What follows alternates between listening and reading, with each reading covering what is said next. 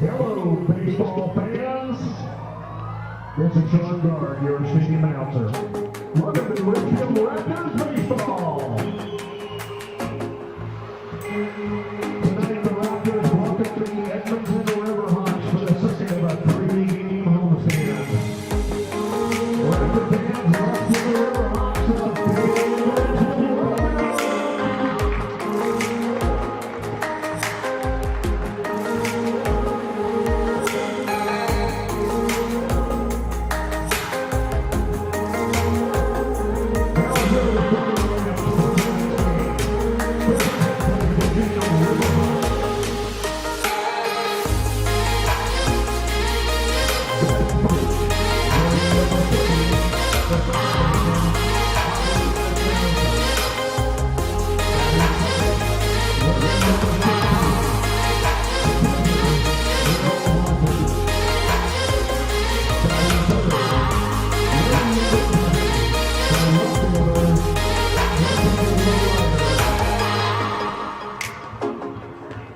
Batting fourth, wearing number 44, the right fielder, Ivan Bratauer.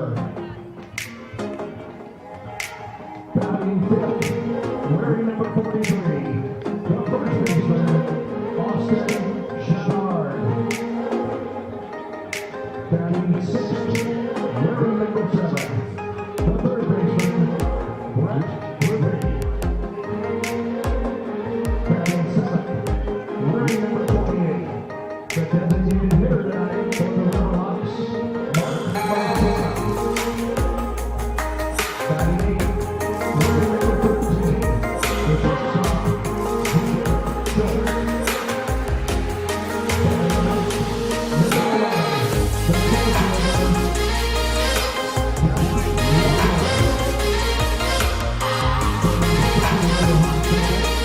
number 11, the center fielder,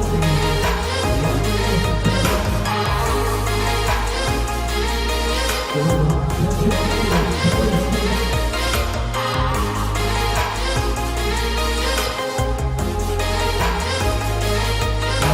number 20, your starting lineup.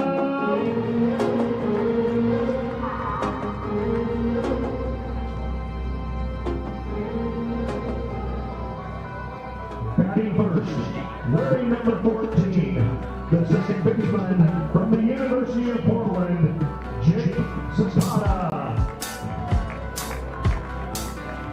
Batting second, wearing number 20, shortstop from USC, Marquis Hayes. Batting third, wearing number 30, the designated hitter from UNLV, Jacob Shaw. Batting fourth, wearing number 40, your captain from the State University, Isaac Robbins.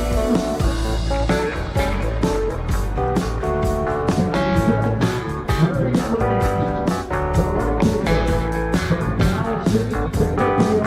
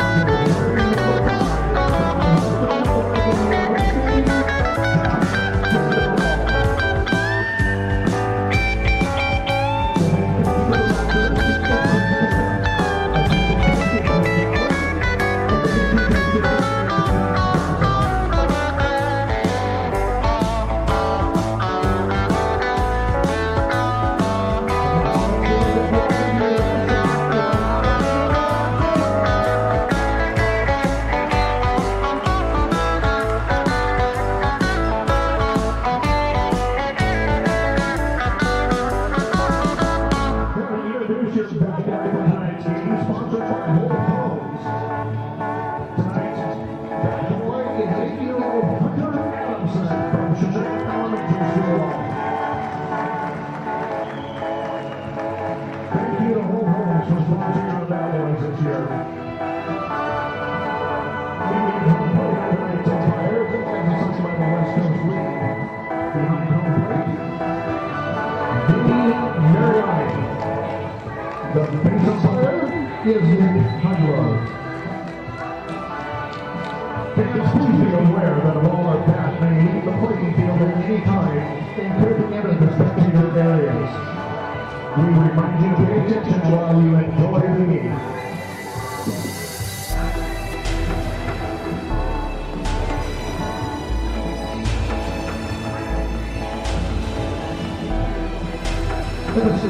Particularly, we have a ceremonial first pitch.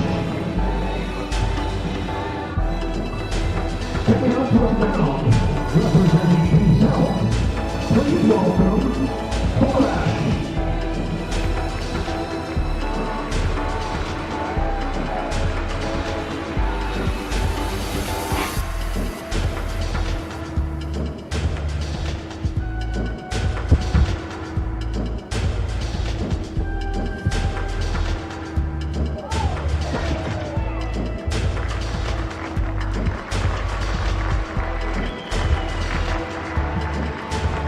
Let's give him a big hand.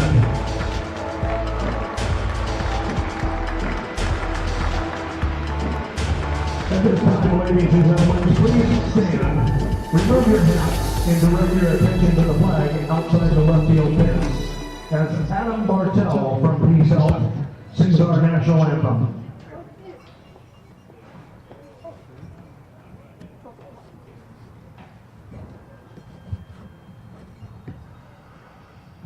Oh, say, can you see by the dawn's early light what so proudly we hailed at the twilight's last gleaming, whose broad stripes and bright stars through the perilous fight o'er the ramparts we watched were so gallantly streaming, and the rockets' red glare, the bombs bursting in air, gave proof through the night that our flag was still there. Oh, say does that star-spangled banner yet wave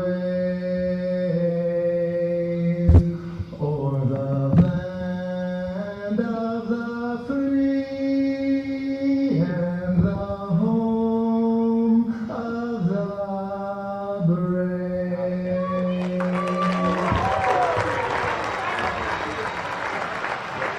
Ladies and gentlemen, please remain standing and remove your hats as we honor our guests with the playing of the Canadian anthem.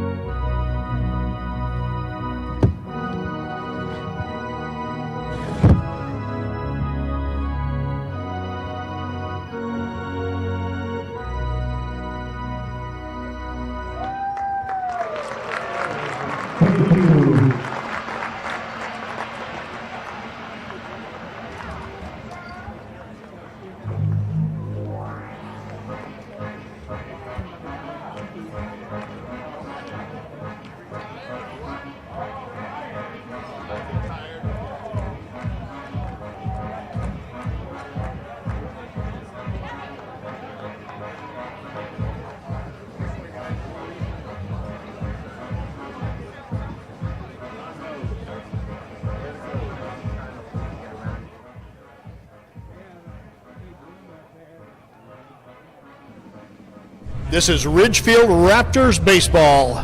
The pregame show starts right now.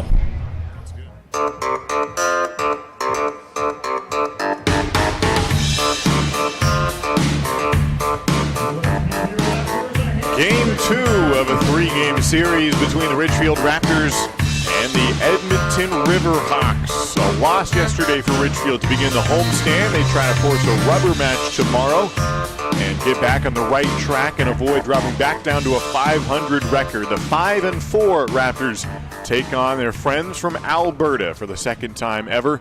The Edmonton Riverhawks remaining in town for Game 2 of this 3-game series after a 7-4 victory for Edmonton last night. And now Ridgefield tries to even up the series, get back to 2 games above 500. Thanks for joining us on the Raptors live stream. I'm Josh Warden. Here's the starting lineups for both teams, beginning with the visiting Edmonton Riverhawks, is filled out by Kelly Stinnett, their head coach. Leading off for Edmonton and playing second base is Javi Espinoza. Batting second, the catcher, Will Rogers. Batting third, the left fielder, Clayton Lowranger. Batting cleanup, the right fielder with a home run yesterday, Ivan Breathauer. Batting fifth, the first baseman, Austin Chenard. Batting sixth, the third baseman, Brett Group. Batting seventh for the Riverhawks, the designated hitter, Mark Osana. Batting in the 8th hole for Edmonton, the shortstop, Jake Schultz. And batting ninth, the center fielder, Jack Walker. On the mound today for Edmonton is Riley Barrett. His counterpart is Josh Sandoval for Ridgefield. He's the lefty out of Western Oregon University, taking his warm-up pitches right now. Ridgefield's starting lineup, batting first and playing second base, is Jake Sukata out of University of Portland. Batting second, the shortstop from USC, Mikey Kane. Batting third, the designated hitter from UNLV, Jacob Sharp. Cleanup hitter for Chris Coda's crew is the catcher, Isaac Lovings from Pacific University. Batting fifth, the right fielder from Cal State Bakersfield, Trent Prokes. Batting sixth, the first baseman, playing a second game as a Raptor from UC Santa Barbara, Justin Trimble. Batting seventh, the center fielder, Austin Cavanis from Cal Poly. Batting eighth for Ridgefield, the third baseman, Travis Welker out of Fresno State. And rounding out the lineup, left fielder from UC Davis, Latif Wakil. So Josh Sandoval on the mound today for Ridgefield as they try to snap a little bit of a skid. It's early in the year, and so naturally every game pushes the percentage up a lot more than games later in the season do. But 5-4 right now for Ridgefield. They've had a winning record all year and trying to avoid drop back down to a 500 mark. Meanwhile, Edmonton at 5-8 on this season. First pitch from Josh Sandoval is up and in to Javi Espinoza. And we are underway in Game 2. A 6-game homestand for Ridgefield that began yesterday. Got the Cowlitz Black Bears coming in town for a weekend series that begins Friday. The finale of this series tomorrow, 6:35. Another fastball. This one bounced to second base. Should be an easy play for Jake Sukata, who fields shoulder level on the second hop and throws to first to retire Espinoza. A 4-3 ground out. And one away for Josh Sandoval here in the first. Sandoval out of Chaffey College. He's transferring to Western Oregon this year. He's a 6-foot-tall left-hand pitcher from Rancho Cucamonga, California, which is also where Chaffey College is located. Went to Etiwanda High School. Now he's pitching for the Ridgefield Raptors up here in the Pacific Northwest. He works out of the stretch to face Will Rogers, and a breaking ball for a strike. So when run from Sandoval. Throws a curveball as his only breaker. Has a changeup and a four-seam fastball as well. Outfield playing fairly deep with the wind not blowing too hard in any direction. A little bit out towards right field. The 0-1 pitch, another curveball, and gets Will Rogers to chase in the back foot sweeper. He calls it a curveball, but it's really got some more horizontal break. Kind of the shape of it almost looks more like a slider than it does a curve. And works out well to get into an 0-2 hole for Will Rogers. One down, nobody on base for Edmonton here in the top of the first inning. Sandoval kicks another breaking ball. This one low for ball one. 1-2 the count from Josh Sandoval. Chris Coda, the head coach for the Ridgefield Raptors in his third year. Every year the Raptors have been in existence. And Kelly Stinnett, the skipper for the first year, Edmonton Riverhawks. The 1-2 pitch from Sandoval. Fastball roped foul down the right field side. This is Edmonton's first trip south of the international border. They have played one American team. They faced the Portland Pickles already, but that was at home. And now their first road trip to the States, and one yesterday to begin their American road trip. We'll play 3 series in the USA. 1-2 pitch, changeup fouled back, and remains 2 strikes, and Will Rogers out of Arizona State University. In left field for Ridgefield is Latif Wakil making his debut. Austin Cavanis in center had his debut yesterday, and Trent Prokes has been a starter almost every game the whole season for Ridgefield. He's in right. A pop-up on the 1-2 pitch. That'll drift out of play. And remains a 1-2 count to Will Rogers. Did not get a hit yesterday, but did score 2 runs in the contest. As Edmonton won by a final score of 7-4. Ridgefield did hold a lead early on, but Edmonton came back with 3 runs.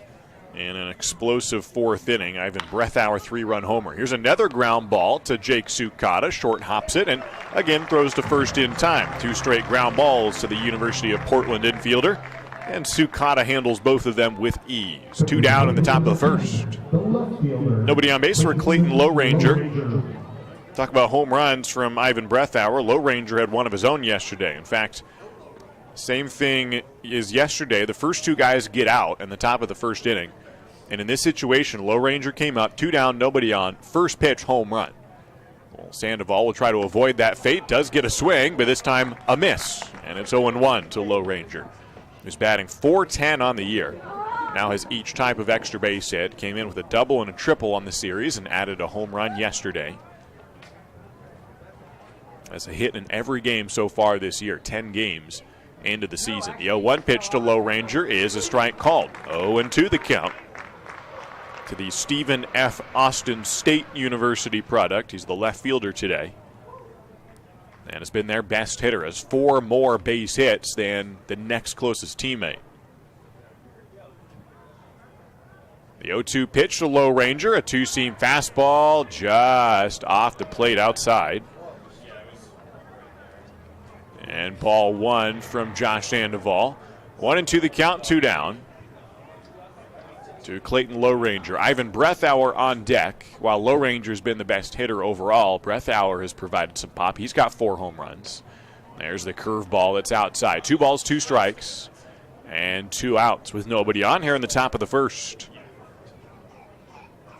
Ridgefield had a 2-1 lead yesterday for an inning, but then the 4th got away from them. 4th inning, giving up that home run to Breathauer, who's on deck. That was last night. 2-2 pitch is swung on. High bouncer to first base. It's a fair ball and caught by Justin Trimble on the high bounce. He can step to first and retire the side. Josh Sandoval goes 3 up, 3 down in the top of the first inning. 3 ground outs to the right side, and nothing doing for the Riverhawks in the first. The Ridgefield Raptors will come up in the bottom of the first with a scoreless ball game from the Rourke. Stay with us.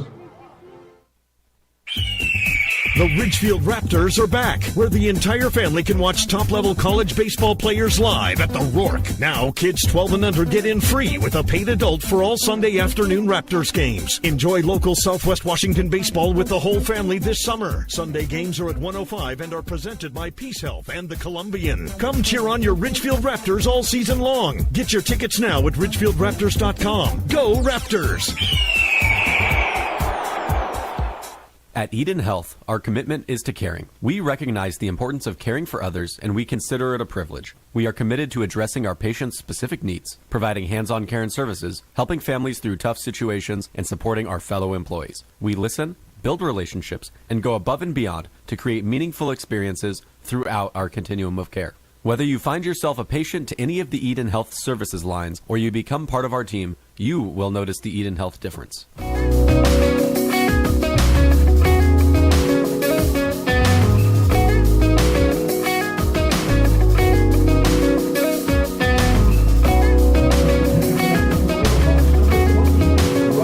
Be Jake Sukata to lead off the bottom of the first inning for the Ridgefield Raptors here at the Ridgefield Outdoor Recreation Complex, where the Raptors had a really good record last year, 18-11 at home in West Coast League games.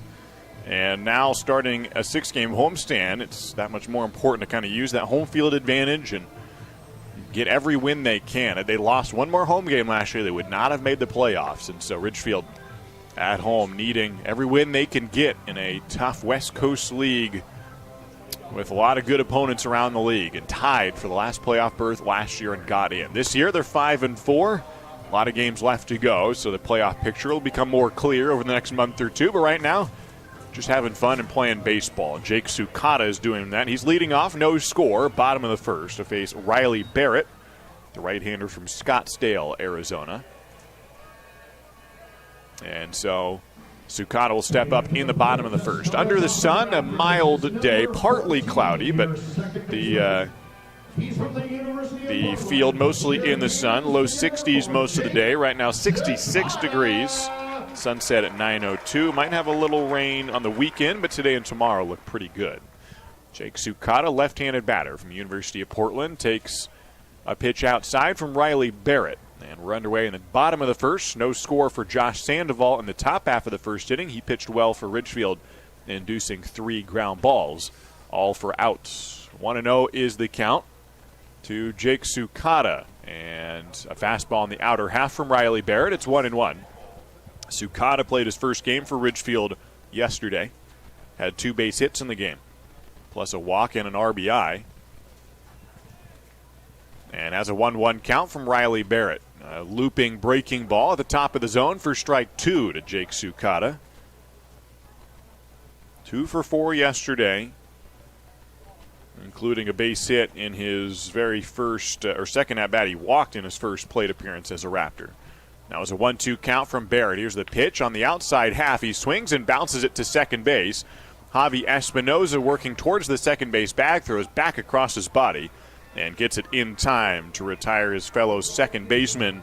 1 out here in the bottom of the first.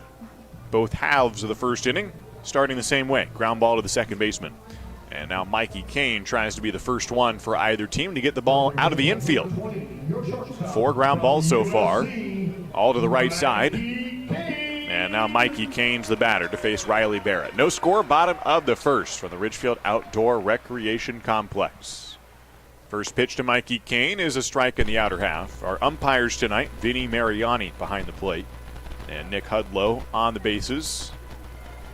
Here in game 2 of this series.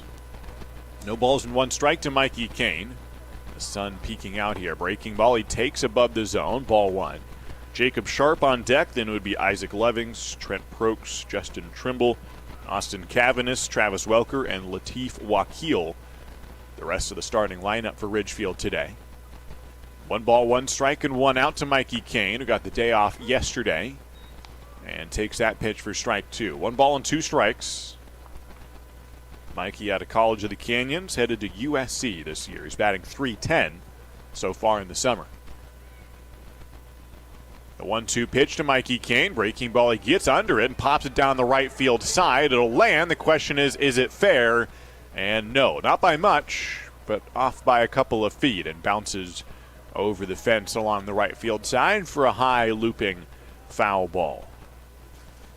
Got to see some former Raptors playing college ball this year.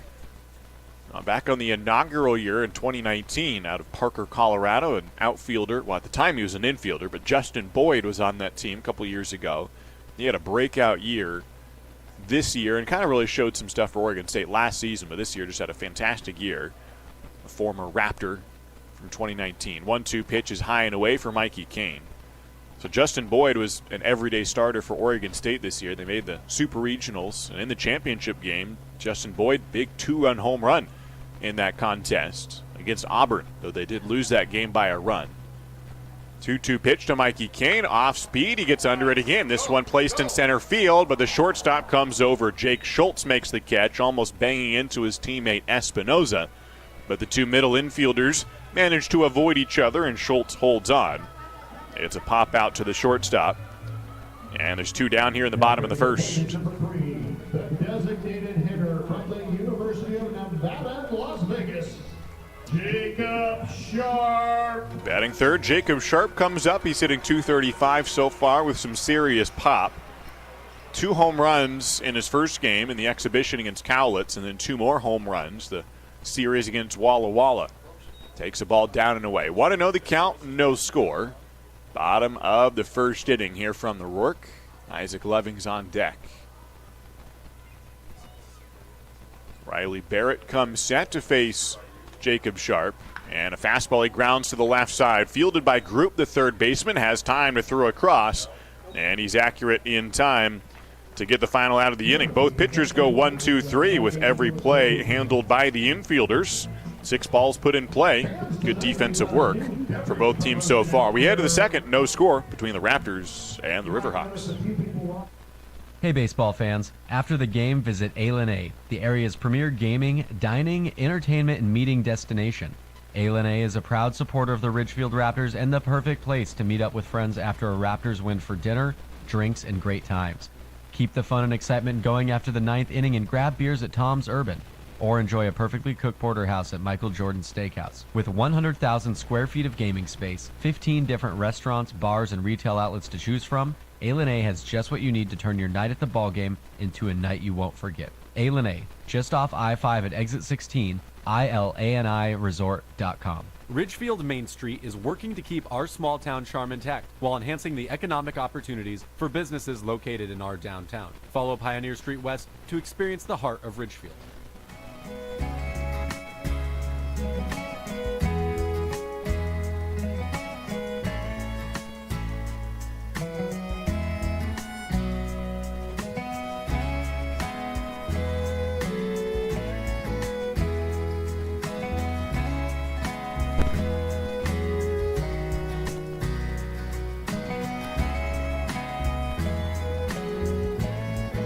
Well, a very quick inning for both the Ridgefield Raptors and the Edmonton Riverhawks, as both pitchers went 1, 2, 3 with 3 ground balls. It wasn't quite the Houston Astros yesterday.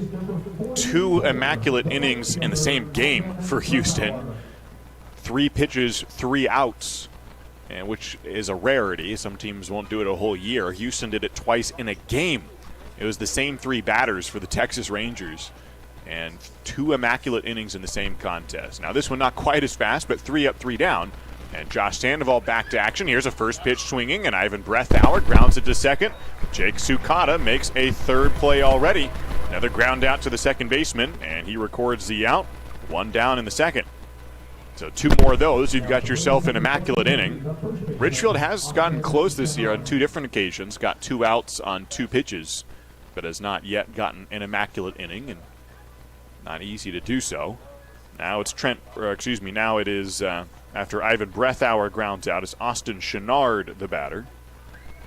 Josh Sandoval with his second pitch of the inning is low for ball 1. Now if you're going to get an immaculate inning, it would be against Edmonton. They tend to swing early in the count, and they do not wait around very much. And I went back and looked in the box score to just see exactly how many times they swung at the first pitch. 1-0 offering is swung on and bounced past Kelly Stinnett, the head coach for the Riverhawks. 1-1 the count, 1 away to Austin Chenard. No score here in the top of the second.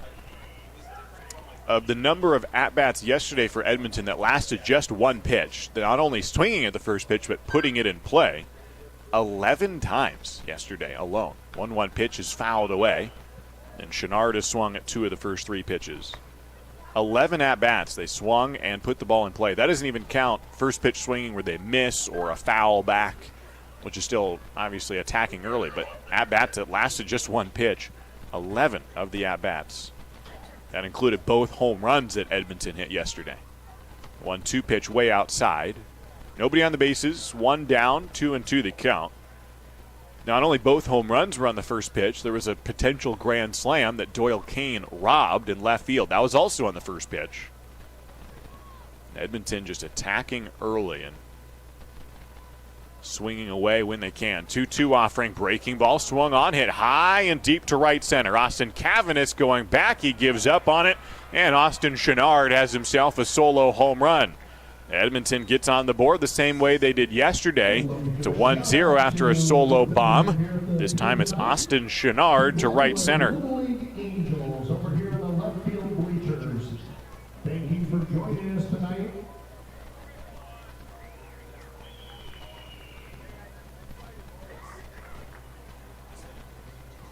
Now the plate is number 7. Austin Chenard with his first home run of the year, the Park University infielder out of Denver, Colorado.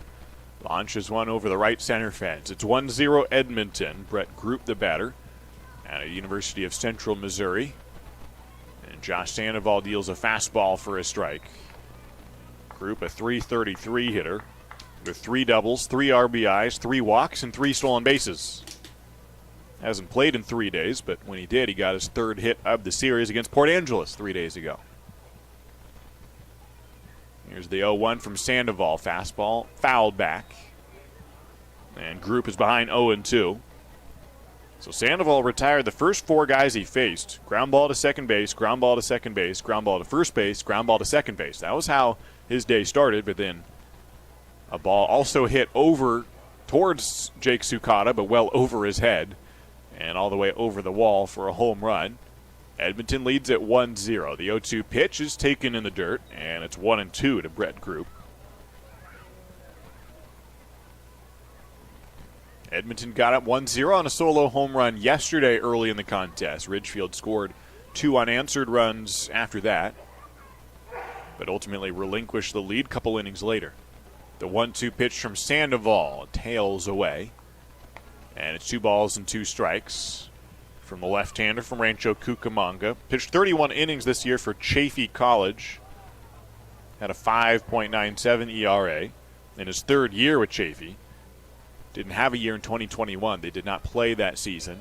He pitched a little bit in 2020 before the cancellation. So really only 1 full season of college ball for Sandoval, who deals the 2-2 on the inner half taken. Strike 3 called.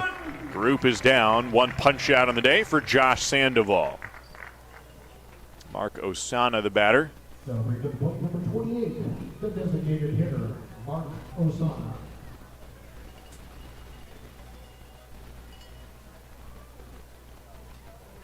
Osana with nobody on base and 2 down against Josh Sandoval. Sandoval kicks for the first pitch, a fastball. It gets a check swing and over the outer edge for strike 1. Sandoval's transferring from Chaffey College. It's a junior college, so he knew he'd be headed out at some point. Spent 3 years there, more than he may have anticipated coming into the fall of 2019, but he is now leaving. 0-1 pitch is fouled away. He's headed up to the state of Oregon to play college ball in Monmouth for the D2 University, Western Oregon. I asked him why Western Oregon in particular, and the first answer he said was the fishing. That was one of the main draws for him. Loves Monmouth and Oregon and the fishing opportunities nearby, and of course the baseball too and the education. Don't get me wrong, but of the differences between other opportunities, that was one of the big ones for him. Wants to fish. Now deals low and outside. It's 1-2 from Sandoval. Fishing for a strikeout here. He kicks with the 1-2 and gets a foul ball to keep the count at 1 ball and 2 strikes. Played in Oregon last summer in a team in Medford. They used to be in the West Coast League. They're now in the Golden State Collegiate Baseball League, the Medford Rogues. And so he got familiar with the Oregon geography and some of the rivers in the area. That's more southern Oregon, but still. 1-2 pitch is popped up, and this one also out of play and foul. Monmouth a few hours north of Medford. Their head coach down with the Medford Rogues, Bill Rao, is himself a big fisher. He's from southern Oregon, former Oregon State player. And Josh Sandoval said every road trip we would take around in Monmouth in Medford, he would take us fishing. So he kind of toured them around. Here's another foul ball off the bat of Mark Osana, who has battled and kept alive with 2 strikes.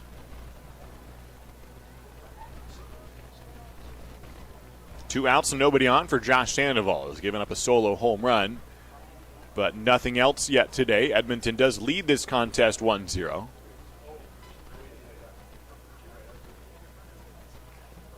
Osana, who has already swung at 4 pitches this at-bat, or 5 pitches, excuse me, has a 1-2 count. Sandoval off the plate, 2 balls and 2 strikes. 8th pitch of the at-bat upcoming from Josh Sandoval.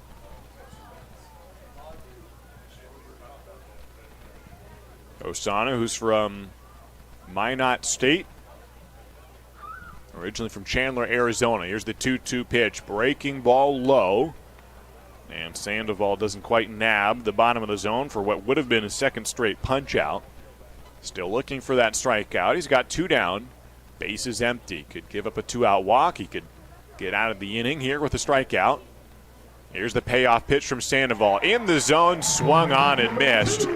And Sandoval gets 2 straight strikeouts after the home run. Gives up a bomb and no contact after that except for some foul balls. We head to the bottom of the second.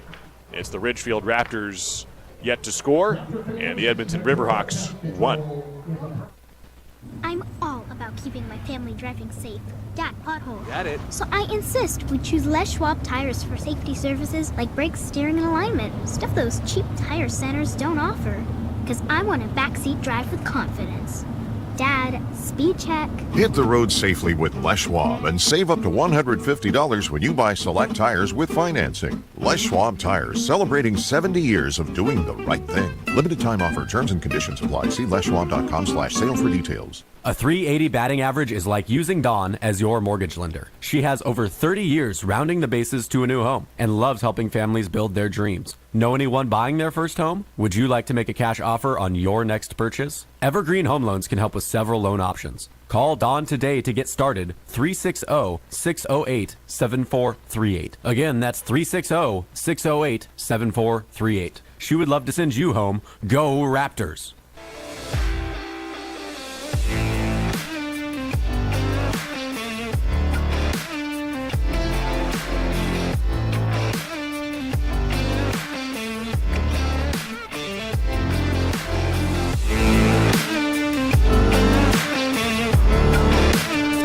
We head to the bottom of the second inning here at the Ridgefield Outdoor Recreation Complex. Thanks so much for joining us here on the Raptors live stream. It'll be Isaac Lovings to lead off against Riley Barrett in a 1-0 game with the Riverhawks leading after a solo home run. And now bottom of the second inning. Right-hand hitting catcher Isaac Lovings at the plate and takes outside for ball 1. Want to know the count to Isaac Lovings, who is from Pacific University. He's hitting .286 on the summer with a double and a home run. 1-0 offering to him is away for ball 2. It's got 6 RBIs on the year, and that home run and the 6 RBIs went hand in hand. Got most of those runs batted in on the 1 home run. He is the only Raptor this year with a grand slam. Got it in Canada a few days ago. 2-0 pitch, breaking ball just off the plate. Good little get-me-over slider from Riley Barrett, but doesn't quite get the strike call. Now he's behind 3-0. With Trent Prokes on deck, Isaac Lovings trying to lead off, getting on base. 3-0 pitch is high and away, just barely. And Isaac Lovings draws himself a 4-pitch walk. So Trent Prokes comes up, followed by Justin Trimble with a tying run on first base. Middle infield now in double play combo. Jake Schultz, the shortstop. Javi Espinoza, the second baseman for the Riverhawks. And Trent Prokes steps in. Left-hand hitting right fielder. Hitting .448 on the summer. That's best on the team, second best in the West Coast League. He bats 5th today in the lineup. And the first pitch to Prokes is taken for a strike. Prokes went 1 for 5 yesterday, got a single in his first at-bat on his birthday. Never hit before, never played baseball before really on his birthday. Celebrated number 22 yesterday. Going 1 for 5. The 0-1 to Trent Prokes is away for ball 1. He also flew out to left field twice, once to the warning track. Hit the ball well, including that base hit. Now trying to get yet another hit for Ridgefield. It's been arguably their hottest hitter, and batting average-wise, he is their best hitter. 1-1 offering is over the outer corner, and strike 2. Prokes also has 6 RBIs and 8 runs scored already for Ridgefield, almost 1 a game. 1-2 upcoming from Riley Barrett. Here's the pitch, and Prokes lines it down the third baseline, just fair by about a foot. Would have gone for extra bases. But Prokes will keep the 1-2 count. Wind blowing softly out to right field here at the Rourke. Partly cloudy skies. Another 6:35 start tomorrow. And then a 3-game series against the Cowlitz Black Bears this weekend, also at home. Here's the 1-2 pitch to Trent Prokes. Fastball, it gets out in front of it, bounces it off the glove of the first baseman into right field. Isaac Loving's hustling for third base. He'll get in there easily. And Trent Prokes has himself a base hit. And now it's Ridgefield with runners on first and third, nobody out. Prokes singles to right field. Tough play for Austin Chenard. And Loving's 90 feet away from tying this game. Ridgefield's first base hit on the day is with still nobody out in the second. Justin Trimble, the batter. For Justin Trimble. Just like Trent Prokes yesterday, he went 1 for 5. Had a single in the second inning. Another one of those here in the second would do the job and tie the game. 1-0 deficit. Runners going on the first pitch. Trent Prokes sliding feet first in, and the tag did not nab his foot. The throw beat him there by a split second, but Prokes sliding to the outside part of the bag. Schultz could not get the tag on Trent Prokes, and he gets a stolen base. Trent Prokes gets into second. Now runners on second and third. Pretty good throw from Will Rogers, but just a little bit up the third base side of second base. And Prokes in with a steal. Pitch was outside, 1-0 to Trimble. Second pitch is just nabbing the outside edge. And a 1-1 count to the UC Santa Barbara infielder. Played third base yesterday, first base today. Infield playing straight up to Justin Trimble. Here's the 1-1. Outside for ball 2. A 1-0 deficit for Ridgefield, giving up a solo dinger last half inning. Ridgefield went 1-2-3 in the first inning without anybody on. This time the opposite. They gotten the first two guys on without anybody out. Both in scoring position. The 2-1 to Trimble. Breaking ball takes it for strike 2. Looking for his first RBI as a Raptor. Just his second game played. Second baseman Espinoza backing up in shallow right center field. 2 balls, 2 strikes to Justin Trimble. Here's the pitch inside and hit him. Trimble takes it off the elbow or hip area. It's hard to see where it hit him. And so Justin Trimble gets a hit by pitch with a 2-2 count. And now the bases are loaded for Austin Cavanis. So Cavanis looking for his first RBI now as a mound visit from Ethan Elias, the pitching coach for the Riverhawks. Bases loaded after Isaac Lovings drew a 4-pitch walk to open up the frame. Prokes singled and Trimble got hit by a pitch. So now bases due, still nobody out, bottom of the second. A 1-0 lead for the Edmonton Riverhawks here in Game 2 of the series. Edmonton winning yesterday. And Ridgefield trying to get some payback here in the first ever series between these two ball clubs. Number 19, the center fielder. He's from Cal Poly, Austin Cavanis. Austin playing for Cal Poly. San Luis Obispo has not yet appeared in a game for Cal Poly. Coming back from a hip surgery. But he's healthy now, ready to go, and looking to put a ball into the outfield. First pitch is just outside. Ball 1 to Austin Cavanis. Flew out to center field twice yesterday. Also walked twice, each time on 4 pitches. Out of Chico, California, he's ready for the 1-0 pitch from Riley Barrett. He swings and pops it up on the left field side. Foul ball. Will it stay in play for the left fielder? A sliding attempt, but Low Ranger cannot snag it. Good effort by the left fielder, sliding feet first and trying to make that catch, but it lands just inside the wall down the left field side, and Cavanis stays alive. 1 ball and 1 strike to Austin Cavanis. Batted in the 7-hole yesterday, in the same spot today. Trying to provide some real production out of that spot in the batting order. Outfield playing him straight up. Infield a little bit more towards double play depth and playing back. A ground ball would score a run most likely. 1-1 offering is taken on the inner half, strike 2. Riley Barrett executing a pitch to steal a strike from Austin Cavanis. On deck is Travis Welker. 1-0 lead for Edmonton. Bottom of the second. Austin Cavanis with a big pitch here, having to protect with 2 strikes. Swings at a changeup, bounces it over the pitcher. Schultz comes in. The shortstop has no throw. It's an infield RBI single for Austin Cavanis. His first base hit as a Raptor, and it ties this game up at 1-1. These Raptors are swinging. Cavanis tops a changeup and one-hopped it over the pitcher. Schultz came in, but he was playing back. And so by the time he got there with Cavanis' speed, looking good after the hip surgery.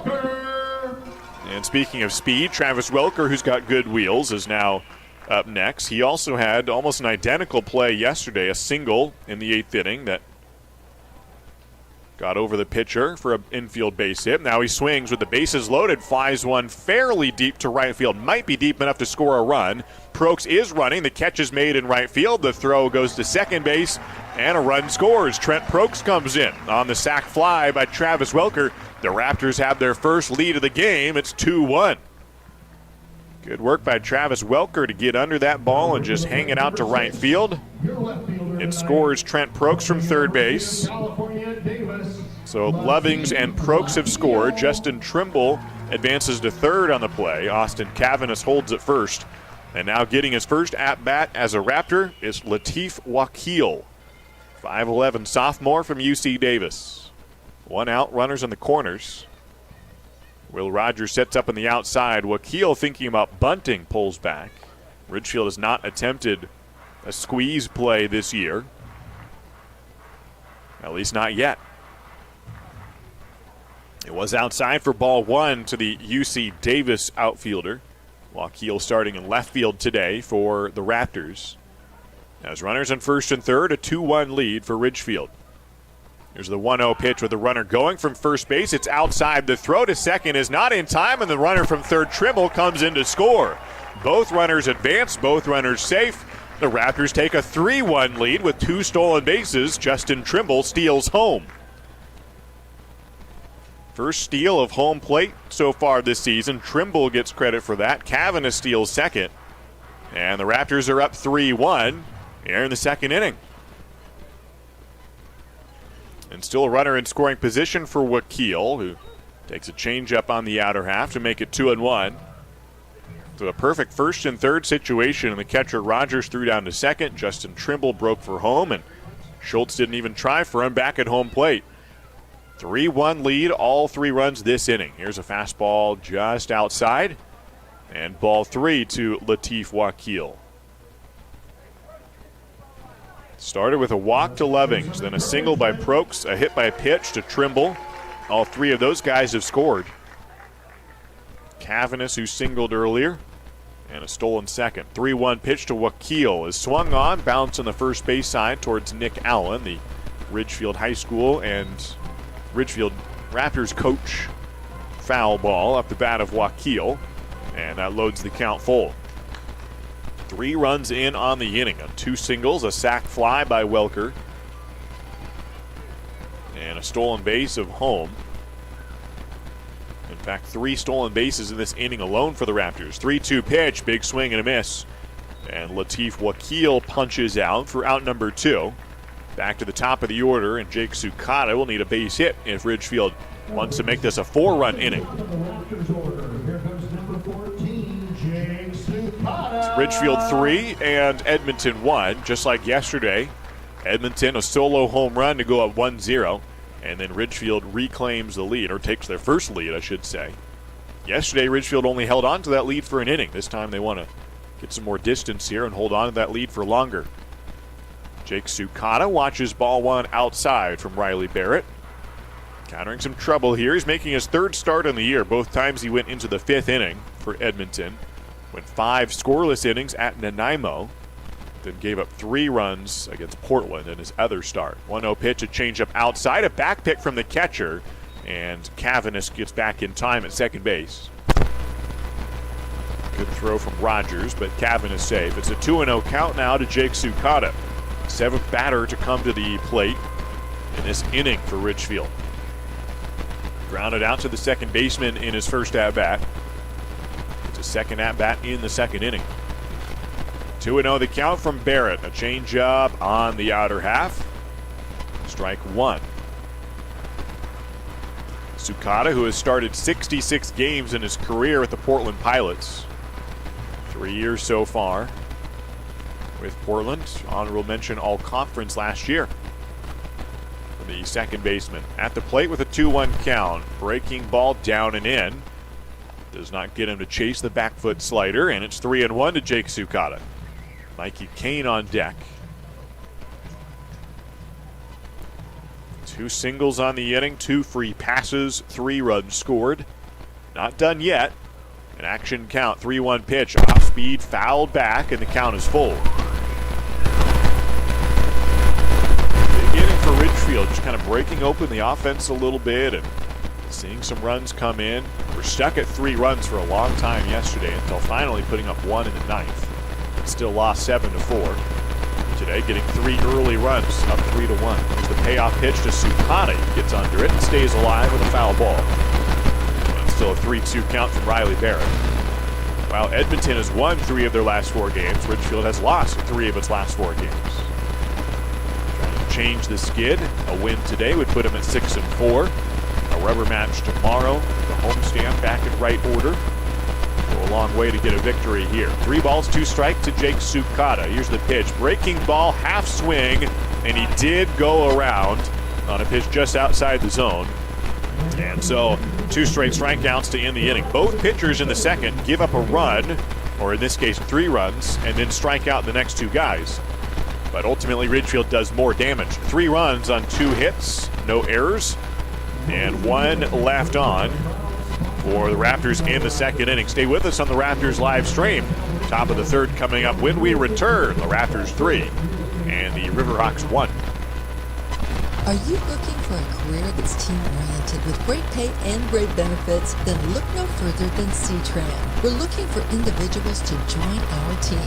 We offer paid vacations, holidays, and sick days, plus exceptional medical and dental coverage, educational assistance, a paid fitness program, post-retirement, and so much more. Be a part of C-Tran's diverse family, where we put the care back in career.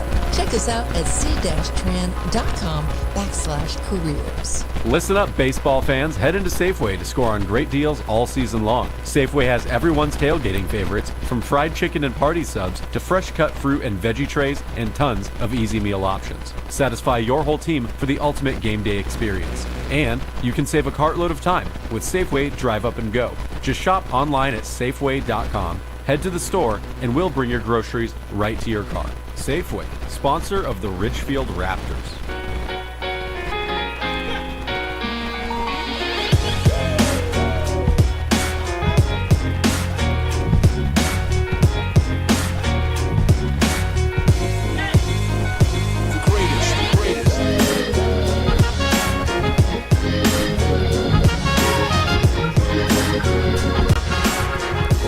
Josh Sandoval gave up a solo home run last inning to give Edmonton a 1-0 lead. By the time he comes back out for his next inning of work, he's pitching with the lead. It's 3-1 Ridgefield. And to the top of the third inning, Jake Schultz, the shortstop, shows bunt on the first pitch of the third inning and does not make an attempt at it. It's outside for ball 1 from Josh Sandoval, the lefty from Western Oregon University, pitching with a 3-1 lead now into the third inning. Sandoval facing Jake Schultz for the first time. Now a fastball that's skied on the infield and playable for the first baseman Trimble. Working under the ball, just barely in foul ground, and makes the grab for a foul ball. 2 pitches and 1 out for Josh Sandoval. Jack Walker, the 9-hole hitter, is up next. Walker from Mississippi State University. And will get his hacks here for Edmonton in the top of the third inning. 3-1 lead for Ridgefield with Josh Sandoval on the mound, getting his second start for the Raptors and third appearance. Swing and a miss from Walker. Foul tip, in fact. It's 0-1. Sandoval with just 1 earned run and 5 1/3 innings coming into today. 4 strikeouts, 3 walks, 5 hits. His start against Kelowna went 4 innings with 1 run allowed. Here's the 0-1 off speed, high, and a 1-1 count. 1 out, base is empty. Top of the 3rd inning. Ridgefield scoring 3 runs last inning to take the 3-1 lead. Jack Walker trying to be the second Edmonton player to reach base. Only 1 guy has gotten on, a solo home run by Chenard. The 1-1 pitch from Sandoval is on the outside corner. Good frame from Isaac Levings to bring that one back into the zone. And a 1-2 count to Jack Walker. Still looking for his first hit, his 12th at-bat on the year. Sandoval takes a breath, and the 1-2 pitch is swung on and hit high to center field. Cavanis coming in on the ball. Long run and a diving attempt. Austin Cavanis holds on to it for an excellent sliding catch. Had to run all the way from San Luis Obispo for that one, and he makes the grab. Long run for Cavanis, makes the catch. Some excellent glove work by Ridgefield outfielders this series. Yesterday, Doyle Kane in left field robbing a home run. Not only a home run, a grand slam. He said the bullpen pitchers who were right and had the perfect view of that one told him, yeah, that was over the fence. Would have been a home run had you not snagged it. That was yesterday. Stealing a grand slam. And Edmonton went on to only score 1 run that inning. And then that catch by Cavanis keeps the bases empty. 2 down. First pitch a ball to Javi Espinoza. Josh Sandoval on the mound. First 3rd inning, 3-1 lead. Fastball over the plate for strike 1. Sandoval has now gone through the Edmonton order once. He has retired 8 of the 9 guys he faced. He gave up 1 hit. It was a home run. Exact same thing as Braden Markham yesterday. He had given up 1 hit through the first 3 innings, and it was a solo home run. So matches his teammate. 1-1 pitch is grounded on the first base side and rolls foul. And sound like he broke his bat. Espinoza is walking to the dugout to retrieve a new bat. Good work by Sandoval to jam him, although a costly swing for Espinoza. 3-1 lead for Ridgefield, top of the 3rd inning. Sandoval looking for this 3rd out and get Mikey Kane to the plate, who will lead off in the bottom of the 3rd. It'll be Kane, Jacob Sharp, Isaac Levings will be the batters next half inning. But still 1 more strike to get here for Josh Sandoval against Javi Espinoza. The 1-2 pitch swung on and popped up on the infield. Jake Sukata looking up into the sky, and the second baseman camps underneath it for a long time. And it finally does descend into his glove. A 3-up, 3-down inning with help from Austin Cavanis, who makes an excellent grab in center field, diving for a ball back towards home plate, headlong, and makes the grab. Josh Sandoval pitches a clean inning in the 3rd. We head to the bottom half of the 3rd inning. It's the Ridgefield Raptors 3 and the Edmonton Riverhawks 1. Holt Homes is proud to be a local builder. We embrace all that is special about Oregon and Southwest Washington. The natural beauty of the landscape, the dynamic climate, the community that brings us together. It's why we live and build in this place that we love. Holt Homes, built for the Pacific Northwest. Find home today at holtpnw.com. Are you looking for a career that's team-oriented with great pay and great benefits? Then look no further than C-Tran. We're looking for individuals to join our team. We offer paid vacations, holidays, and sick days, plus exceptional medical and dental coverage, educational assistance, a paid fitness program, cruise retirement, and so much more. Be a part of C-Tran's diverse family, where we put the care back in career. Check us out at c-tran.com/careers.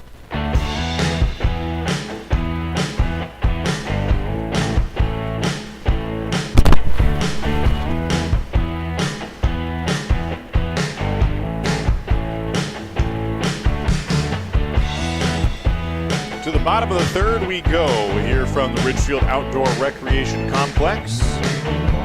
Good game so far for Ridgefield. 3-1 lead for the Raptors. Mikey Kane to lead off against Riley Barrett.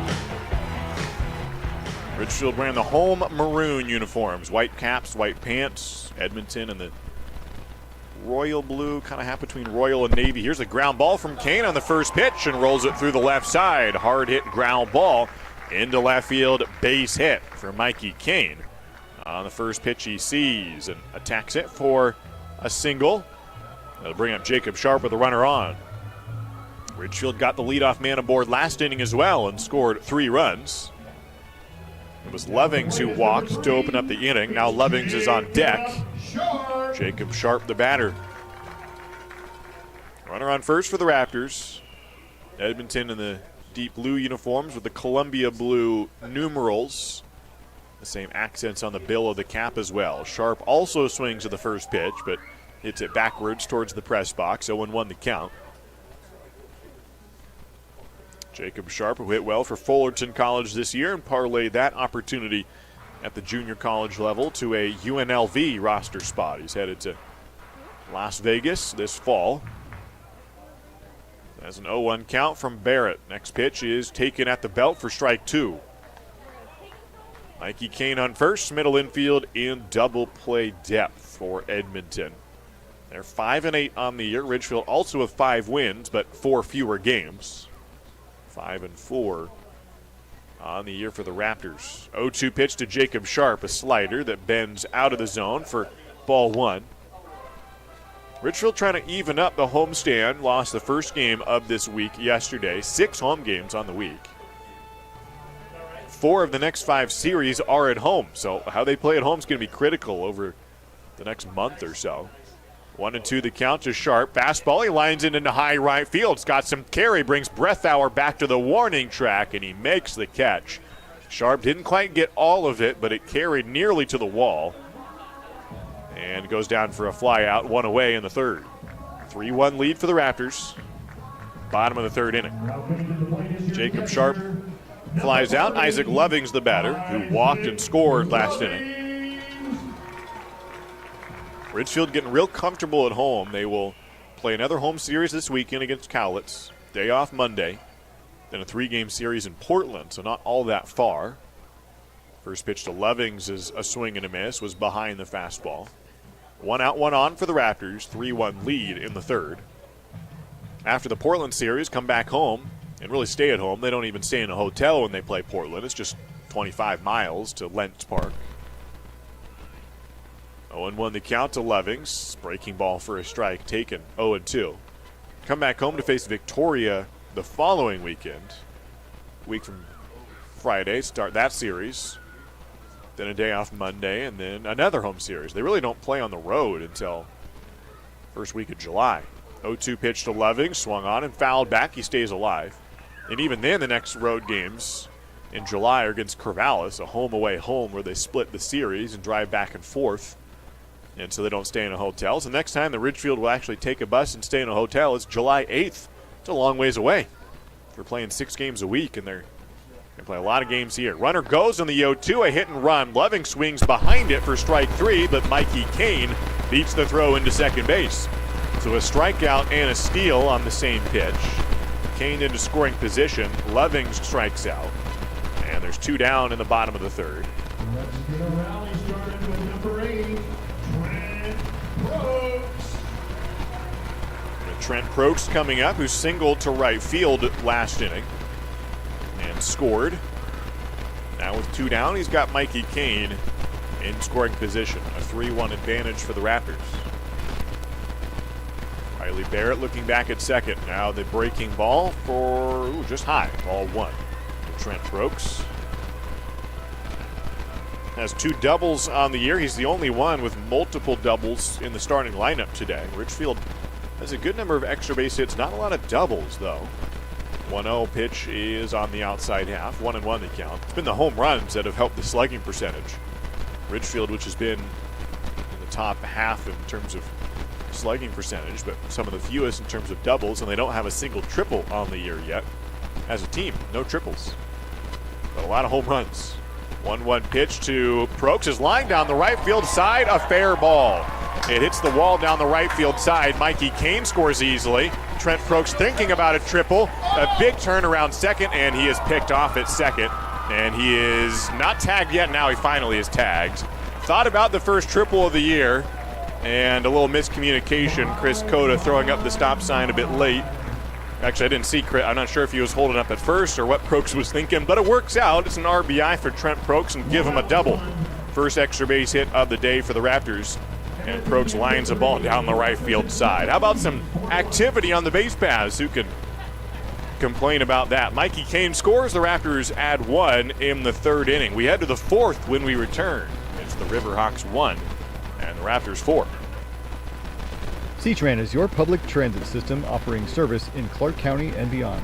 Catch local service in Clark County, plus regional and express service to Portland. And now you can ride the current C-Tran's new on-demand service operating in Ridgefield and other areas. So leave the driving to us. C-Tran will take you out to the ball game and anywhere else you need to go. Visit c-tran.com for more information. C-Tran, our community, our promise. Dick Hanna Dealerships is proud to welcome everyone back to support our Ridgefield Raptors. Just in time for warm summer nights with family and friends, lounging on the lawn, or eating dogs in the stands. Feels good to be back. In business for over 70 years, Dick Hanna Dealerships is a local, family-owned business with locations in Vancouver, Kelso, and Portland. Choose from thousands of cars and 12 new car brands. Experience nice in the car business. Dick Hanna Dealerships. Believe in nice. Now play ball.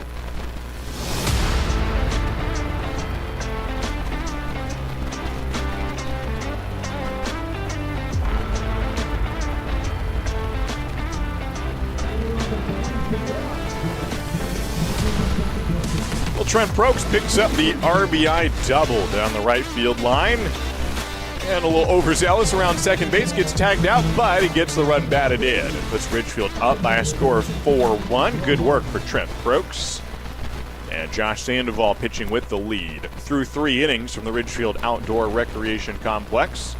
The Edmonton Riverhawks 1 run on 1 hit, no errors. And the Ridgefield Raptors 4 runs on 4 hits and no errors. Josh Sandoval gets a foul pop behind home plate from Will Rogers on the first pitch. Will, who plays for Arizona State University. 2 Sun Devils in the lineup today, the 2-hole hitter and the cleanup man.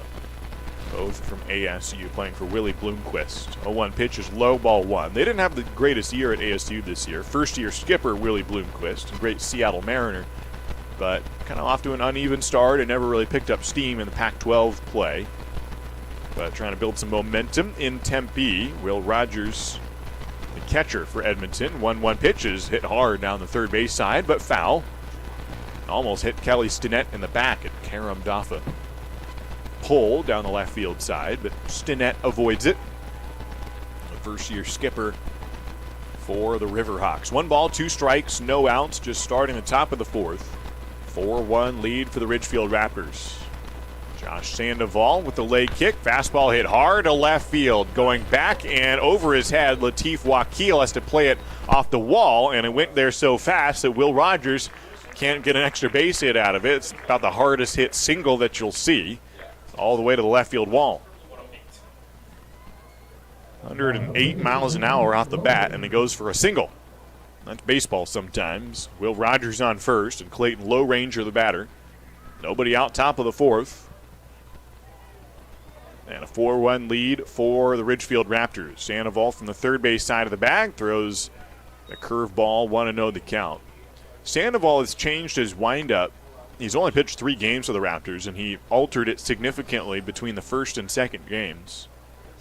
First game, he had this high leg kick where he kind of pointed his foot out towards first base, pitching from the stretch. Really exaggerated kick. 1-0 pitch from him. Fastball inside and jams Low Ranger. Foul ball. Nobody out, runner on first.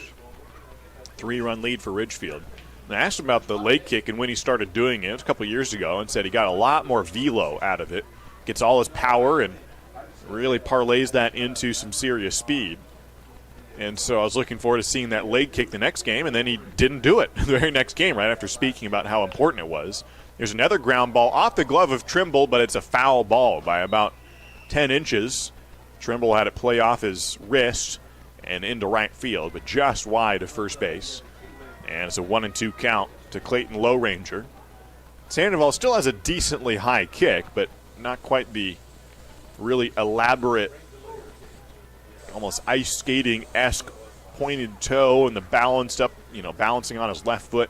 Just a more simple leg kick. Here's another high bouncer first base side and foul. Just kind of puts his leg in a 90-degree angle now, raising his right leg, and just comes to home. It's a more conventional leg kick. He said game 2 is just using that in the bullpen, just for whatever reason didn't quite do the same high leg kick and felt fine, so he just stuck with it. And here he is similarly not using the high kick. Here's the 1-2, a little bit more of a kick, and he bounces it in the dirt. 2 balls and 2 strikes. Low Ranger with a 10-game hit streak to open the year. Grounded out to first base in his only at-bat so far. 2 balls, 2 strikes, no outs. Top of the 4th. 4-1 lead for Ridgefield. Here's the pitch from Sandoval. Fastball roped into right field. He's got himself an 11-game hit streak. Might go for extra bases. It rolls all the way to the wall. It'll almost score a run. It's a double for Low Ranger. And Will Rogers stops at third. 2 runners in scoring position for the Riverhawks. Ivan Breathauer, the batter. And this 4-1 lead is in a little bit of jeopardy here. Hard hit ball down the right field side for Low Ranger. Doubles to right field. And Breathauer, who had a 3-run home run yesterday, is the tying run now for the Riverhawks with nobody out. There is some activity in the Ridgefield bullpen, and Anthony Naso is going to come out and chat with Josh Sandoval. Easton Culp is the right-hander out in the bullpen. Sandoval's leash will be somewhat short. I don't think he's going to get pulled yet here, but if he gives up another hit or 2, he might be pulled this inning or try to get through the 4th, but he is still yet to register it out in the 4th inning. Coming into this frame, he had given up just 1 hit through the first 3 innings, but it was a solo home run, and the guy who hit that home run is on deck now, so they don't want to walk Breathauer, or else you bring up a guy with a home run already on the day, bases loaded, nobody out. Right now they've got runners in second and third, nobody out. Breathauer, the batter, tied for the league lead in home runs. So the mound visit concludes. Naso back to the dugout. Sandoval ready to go. Breathauer takes strike 1. First pitch home run for Breathauer yesterday. 3-run bomb in his second at-bat. 107 miles an hour off the bat for Breathauer. Here's the 0-1. Hard hit ground ball. Third base side and foul. And Sandoval quickly gets 2 strikes, and Ivan Breathauer got his Arizona State teammate on third base. He's got another guy on second base. 2 aboard, nobody out. 3-run lead for the Raptors, but Edmonton is knocking on the door. Sandoval ready for the 0-2. It's outside. And a 1-2 count from Josh Sandoval. Said he commands the changeup the best. Has been mixing each of those pitches somewhat evenly. Has gone away from the breaking ball, however, as the day has gone along. 1-2 pitch goes back to the breaker. Misses low. 2-2 the count from Josh Sandoval. Runners in second and third for the Riverhawks. Trying to close up the gap. 4-1 lead for Ridgefield. Sandoval sets with his hands at eye level. 2-2 pitch swung on. Ground ball third base side. Welker fields. His only play is at first base. Good throw. And Welker records the out. A run comes in. And an RBI ground out for Ivan Breathauer. 5-3 on the play. Will Rogers scores. Low Ranger advances to third on the sequence. And that's going to do it for Josh Sandoval. Easton Culp will be the new pitcher for the Raptors to face Austin Chenard, as they'll bring in a righty to face the right-handed batter. Runner on third, 1 out, and a 4-2 lead for Ridgefield as Josh Sandoval exits. Good start for the Western Oregon product. He leaves with a 2-run lead, and it'll be up to the Umpqua Community College product, Easton Culp, to try to limit the damage and try to let in 1 at most, maybe no runs. We'll see how he can do. At least keep the lead intact. Tying run will be at the plate when we return. 1 out and a runner on third for Edmonton in the top of the 4th inning. We'll see how Easton Culp can do when we return.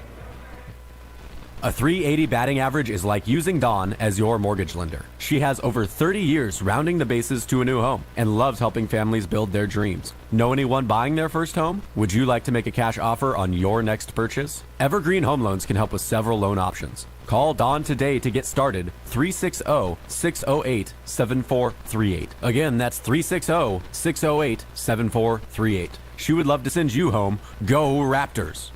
This is WSU Vancouver, Southwest Washington's only 4-year research university. Whether in person or via distance delivery, WSU Vancouver offers high-quality education and an employer-respected degree.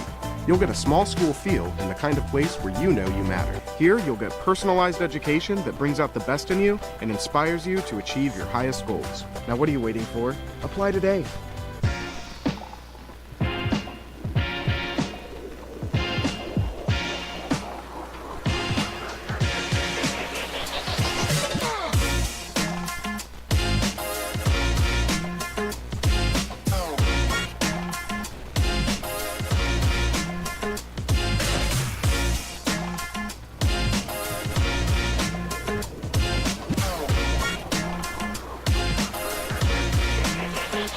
Easton Colt comes in for Ridgefield to face one of their sluggers for Edmonton.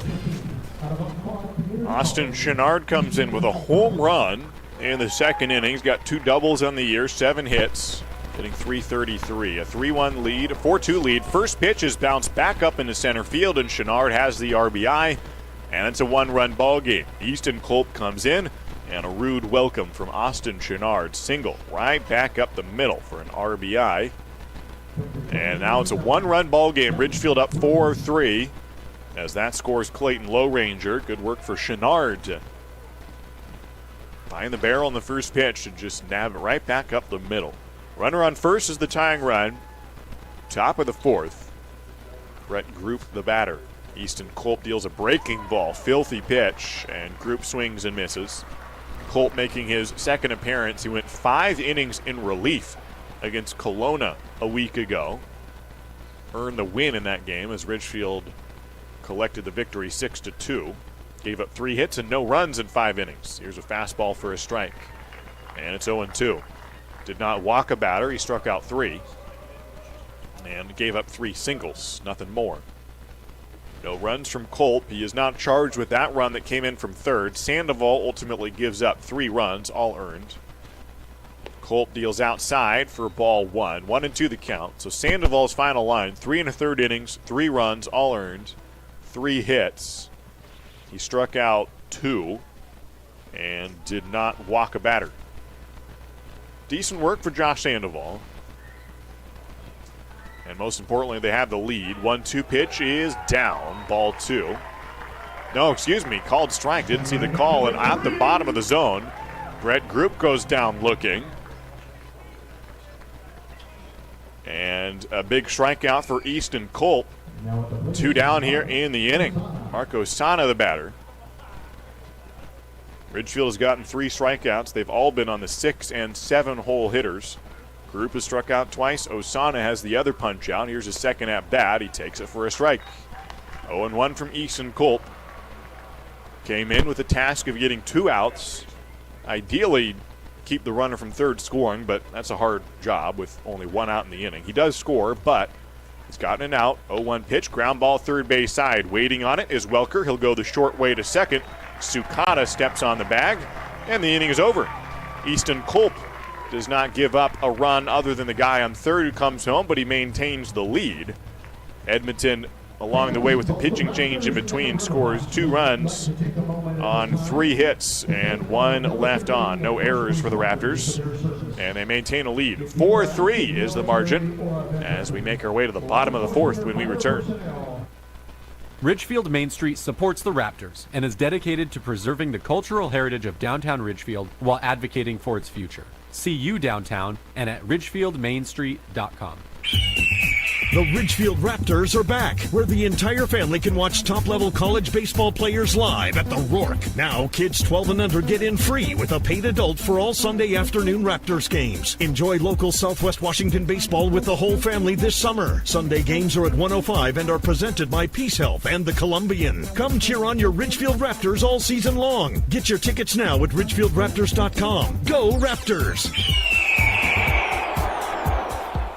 Hey baseball fans, after the game visit A, the area's premier gaming, dining, entertainment, and meeting destination. A is a proud supporter of the Ridgefield Raptors and the perfect place to meet up with friends after a Raptors win for dinner, drinks, and great times. Keep the fun and excitement going after the 9th inning and grab beers at Tom's Urban. Or enjoy a perfectly cooked porterhouse at Michael Jordan's Steakhouse. With 100,000 square feet of gaming space, 15 different restaurants, bars, and retail outlets to choose from, A has just what you need to turn your night at the ballgame into a night you won't forget. A, just off I-5 at exit 16, ilaniresort.com.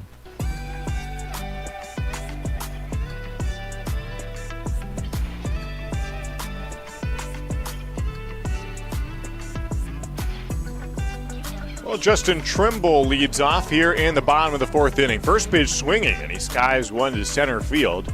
And a high fly ball playable for Jack Walker, and he dropped the ball. Did he drop the ball? I looked down to write it on his scorecard, and they're saying no catch. So Justin Trimble will get on second base on a drop fly ball on Jack Walker.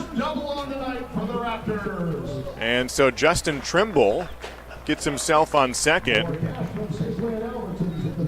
on a drop fly ball, which I suppose will go down as an error on the center fielder. Walker just was underneath it and flubbed it.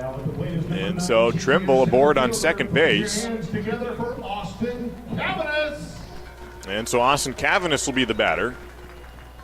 One of the coaches for Edmonton, I believe that's Ethan Elias, coming out to chat with the home plate umpire, Vinny Mariani. Justin Trimble swinging at the first pitch in the bottom of the 4th inning. Ridgefield's leading 4-3, by the way. And the center fielder coming in, and it may have been on the transfer is the thing, as Jack Walker looked like he tried to catch it and then was moving his throwing hand up. And I'm sure that's the argument for Edmonton, is that he completed the catch and then on the transfer dropped it. Unless they change the call, it'll have to be an error on the center fielder. It just happened so fast that if they call it on the transfer, you have to have possession of it, even if just for a moment. And Walker, who had the ball for a split second, but never really seemed like he controlled it. And then the ball fell to the turf, and they're trying to say he had it and was then throwing it in. But at the moment, Justin Trimble standing on second base for what will be a leadoff two-base error, unless the call is changed, which I don't think it will be. And the call will remain.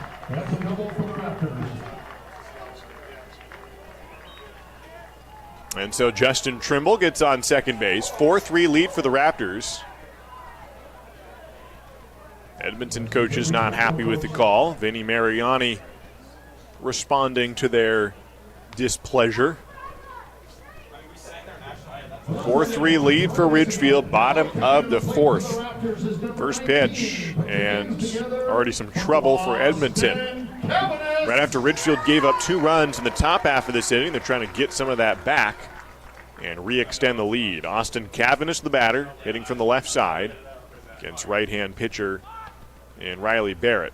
Deals outside, ball 1. Cavanis at the plate. Travis Welker is on deck. Latif Wakil would be up next.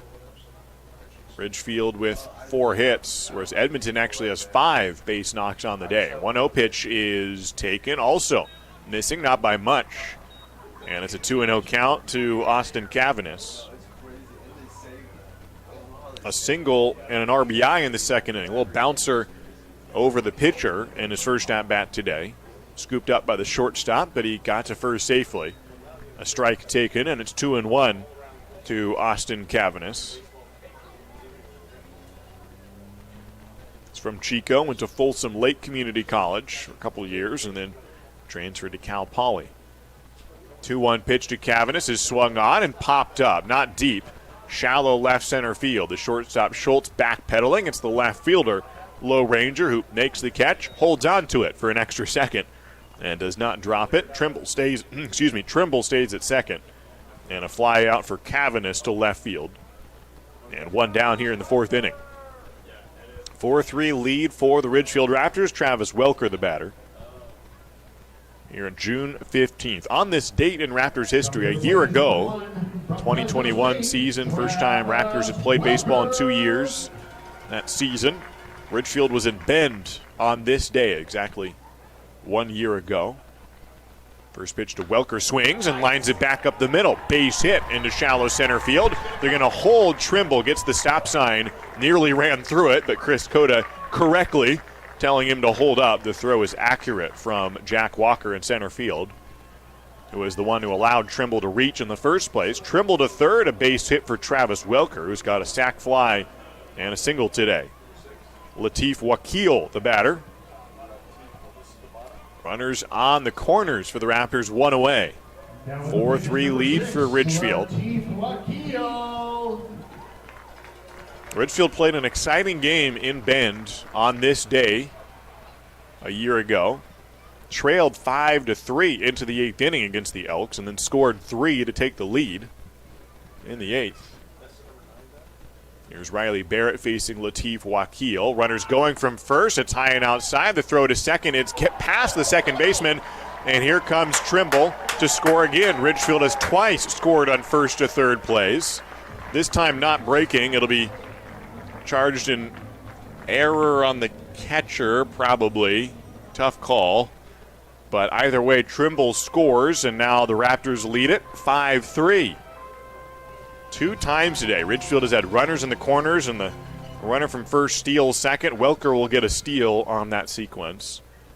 And Trimble comes home. Both times he has scored from third. One time stealing home, the other time breaking on the misplay. So he'll only get 1 steal of home, but does score twice in the same sort of play. Another ball to Wakil. It's 2-0, 1 out. Next pitch to Wakil is outside for ball 3. So with Welker stealing second, last time it was Prokes who was on first with Trimble on third. Prokes stole second and Trimble broke on the throw. Gets credit for a steal of home. This time didn't run home until the ball got away from the shortstop Schultz. A called strike in the outer half to Wakil. 3-1 the count with 1 away. And Justin Trimble scores from third. 2 consecutive times he came to the plate where he got to third and scored on that same type of play. 3-1 pitch is high, ball 4. And Latif Wakil reaches base for the first time as a Raptor. We're back to the top of the order with runners in first and second. 5-3 lead for the Raptors. In the bottom of the fourth, have scored in each of the last 3 innings. A mound visit here for Riley Barrett with nobody throwing in the Edmonton bullpen, but there is someone up. And in fact, I think they're going to make a change here. I think there was somebody already hot. And so indeed there will be a pitching change for the Edmonton Riverhawks for the first time today. Riley Barrett will exit. And it looks like coming in is a right-hander for Edmonton. First reliever today is Sean Adamanchuk out of Antelope Valley College. So he'll face the top of the order with runners on first and second for the Raptors. Bottom of the fourth inning. Ridgefield leading 5-3. We'll step aside for a moment and come back with the remainder of the fourth inning. Stay with us. Listen up, baseball fans. Head into Safeway to score on great deals all season long. Safeway has everyone's tailgating favorites, from fried chicken and party subs to fresh cut fruit and veggie trays and tons of easy meal options. Satisfy your whole team for the ultimate game day experience. And you can save a cartload of time with Safeway Drive Up and Go. Just shop online at Safeway.com, head to the store, and we'll bring your groceries right to your car. Safeway, sponsor of the Ridgefield Raptors. Holt Homes is proud to be a local builder. We embrace all that is special about Oregon and Southwest Washington. The natural beauty of the landscape, the dynamic climate, the community that brings us together. It's why we live and build in this place that we love. Holt Homes, built for the Pacific Northwest. Find home today at holtpnw.com.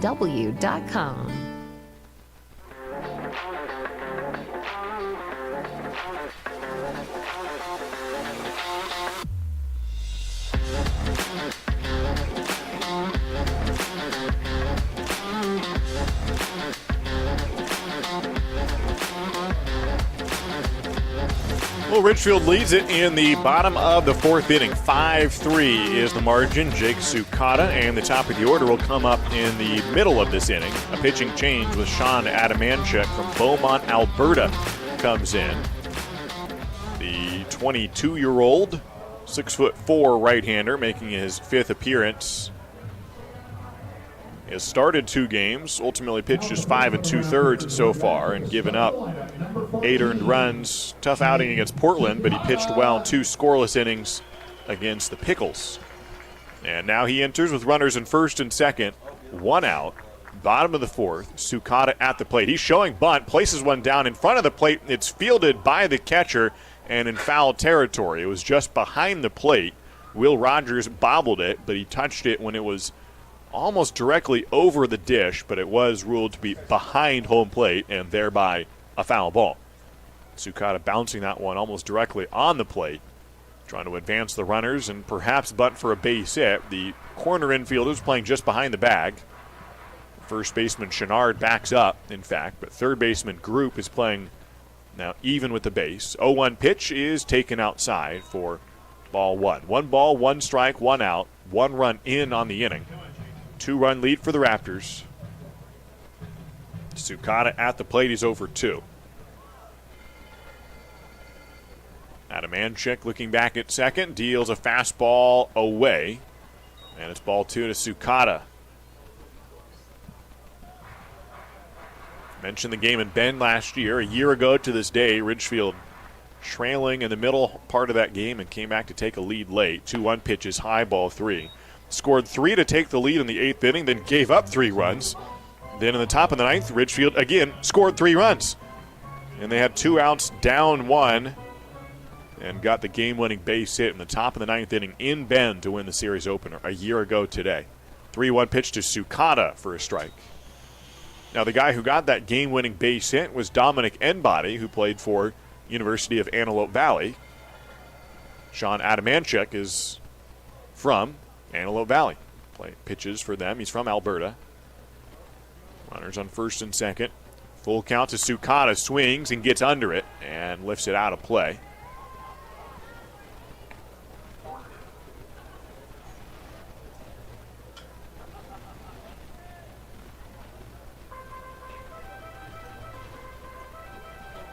Sukata, who grounded out to first base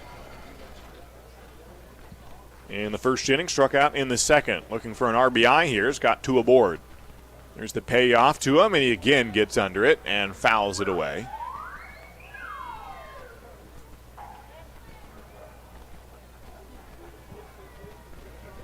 Let's give him some love.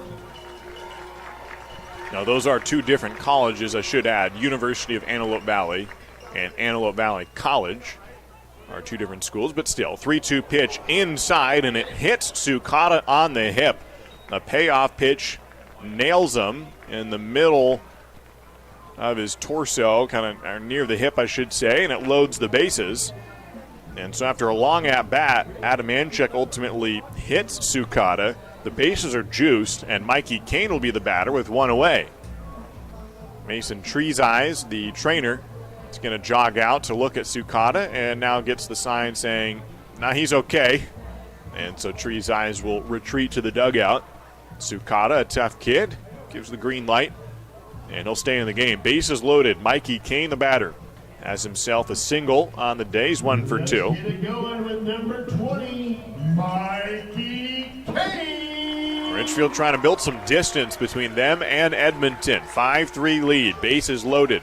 1 out in the 4th. Adamanchuk comes home. Ground ball foul on the third base half of the Ridgefield Outdoor Recreation Complex.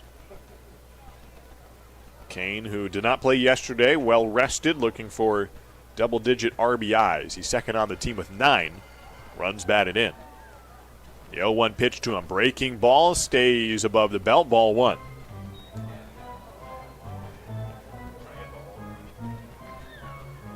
It's only been 1 grand slam as a team for Ridgefield by Isaac Lovings, who's in the hole right now.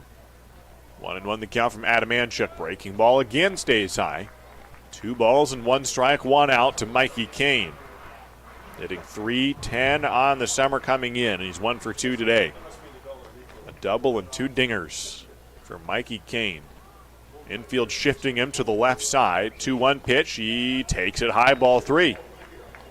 The shortstop Schultz playing in the hole. Second baseman Espinoza playing right up the middle. First baseman Chenard playing way off the line. So still a big gap to the right side of the infield where there's really only 1 man on that side. Outfield playing straight up. Here's the 3-1 to Kane. Swings and pops it up. Foul. Out of play. Bases loaded. Full count. 1 out. Justin Trimble has already scored. Travis Welker is on third. Latif Wakil is on second. Jake Sukata is on first. Jacob Sharp on deck. Mikey Kane at the plate. Full count, 1 out. Here's the pitch. It is taken outside, ball 4. An RBI walk for Mikey Kane. His 11th walk of the year, his 10th RBI. And the Raptors take a 6-3 advantage on a full count pitch. And Welker scores. Jacob Sharp will be the batter. And already a mound visit for Sean Adamanchuk, who has come in and hit the first guy, walked the second. Both of those runs charged to Barrett, so his line is now done for Riley Barrett. Or excuse me, 1 guy, well, it was an unearned run. Justin Trimble got aboard. So he is still responsible for the guy in third, but most importantly for Ridgefield, with 1 out, 6 runs on the ball game, 6-3 the lead. Jacob Sharp the batter. He's 0 for 2 in the day with a ground out and a fly out. Isaac Lovings on deck, 1 away. And Jacob Sharp at the dish. First pitch is taken at the knees for strike 1. Sharp has 4 home runs. Isaac Lovings the only one with the grand slam. He's on deck. Bases loaded for Jacob Sharp. The 0-1 swung on and hit high down the right field side. Might stay playable for the first baseman. Chenard runs out of room. And it lands on the grassy patch out on the right field side for an 0-2 count to Jacob Sharp. He has had 7 plate appearances this series, does not yet have a hit, but he does have a sac fly, a hit by pitch, a run scored. He reached on an error, a hard hit fly ball to left field yesterday, a fly out to right field. He's done a lot of things, just hasn't gotten a hit yet. There's the 0-2. He takes it high. Oh, catches the top of the zone, according to Vinny Mariani. Strike 3 taken. Out number 2. Looked like it was shoulder level almost, and it was called strike 3. And there's 2 down in the 4th. Isaac Lovings will be the batter, 2 down. Bases still loaded. Ridgefield up by 3. Vancouver native, put your hands together for Isaac Lovings. Lovings has a walk and a strikeout on the day. He's hitting .286 on the year. 6 RBIs. First pitch, big swing. And does not get a knock off of Sean Adamanchuk. 8th batter to come to the plate this inning for Ridgefield. 2 runs in on the frame. 0-1 breaking ball high. 0-1, 1-1 the count to Isaac Lovings out of Beaverton, Oregon. We'll play in Portland next week against the Pickles. Right now in Ridgefield. 1-1 offering high. Oof, called strike 2. Giving him the high strike. And Adamanchuk benefiting, gets the first out of his relief performance on that strikeout to Jacob Sharp. 2 down, bases remain loaded. Here's the 1-2. Loving's check swing was on the outside half. They call it a ball, but then he did go around. I thought it was no swing, but in the zone. Either way, it's a strikeout swinging. Ridgefield brings up 8 batters to the plate and ultimately scores 2 runs in the frame on just 1 hit. And Ridgefield takes a 6-3 lead. Top of the 5th coming up when we return on the Raptors live stream. At Eden Health, our commitment is to caring. We recognize the importance of caring for others, and we consider it a privilege. We are committed to addressing our patients' specific needs, providing hands-on care and services, helping families through tough situations, and supporting our fellow employees. We listen, build relationships, and go above and beyond to create meaningful experiences throughout our continuum of care. Whether you find yourself a patient to any of the Eden Health services lines or you become part of our team, you will notice the Eden Health difference. Dick Hanna Dealerships is proud to welcome everyone back to support our Ridgefield Raptors. Just in time for warm summer nights with family and friends, lounging on the lawn, or eating dogs in the stands. Feels good to be back. In business for over 70 years, Dick Hanna Dealerships is a local, family-owned business with locations in Vancouver, Kelso, and Portland. Choose from thousands of cars and 12 new car brands. Experience nice in the car business. Dick Hanna Dealerships. Believe in nice. Now play ball.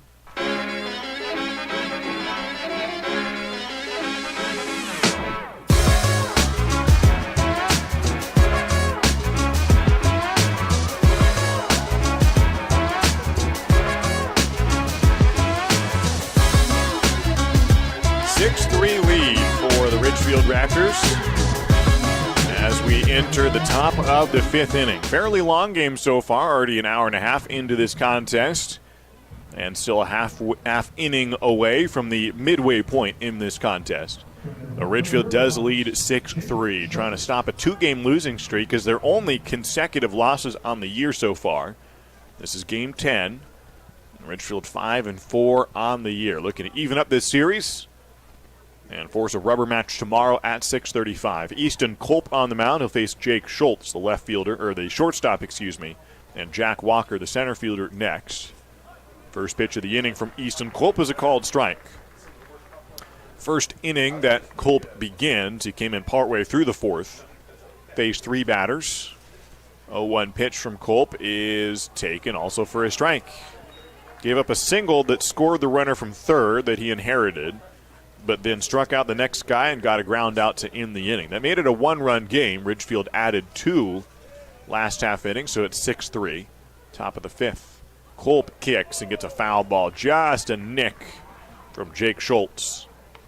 Plays for Utah Tech, also known as Dixie State University. His teammates include Ben Hart and Will Chambers, both of whom are Ridgefield Raptors, although not in the starting lineup today. Jake Schultz, who played just a handful of games this year. 4 game starts for the Trailblazers. The 0-2 pitch misses for ball 1. And it's 1-2 from Easton Culp. 8-hole hitter Jake Schultz steps back in with the infield playing towards the lines. 1-2 offering from Culp is on the outer half, taken. Strike 3 called. And Easton Culp gets himself a punch out. Jack Walker will be up next. 4th strikeout of the day for Ridgefield pitchers.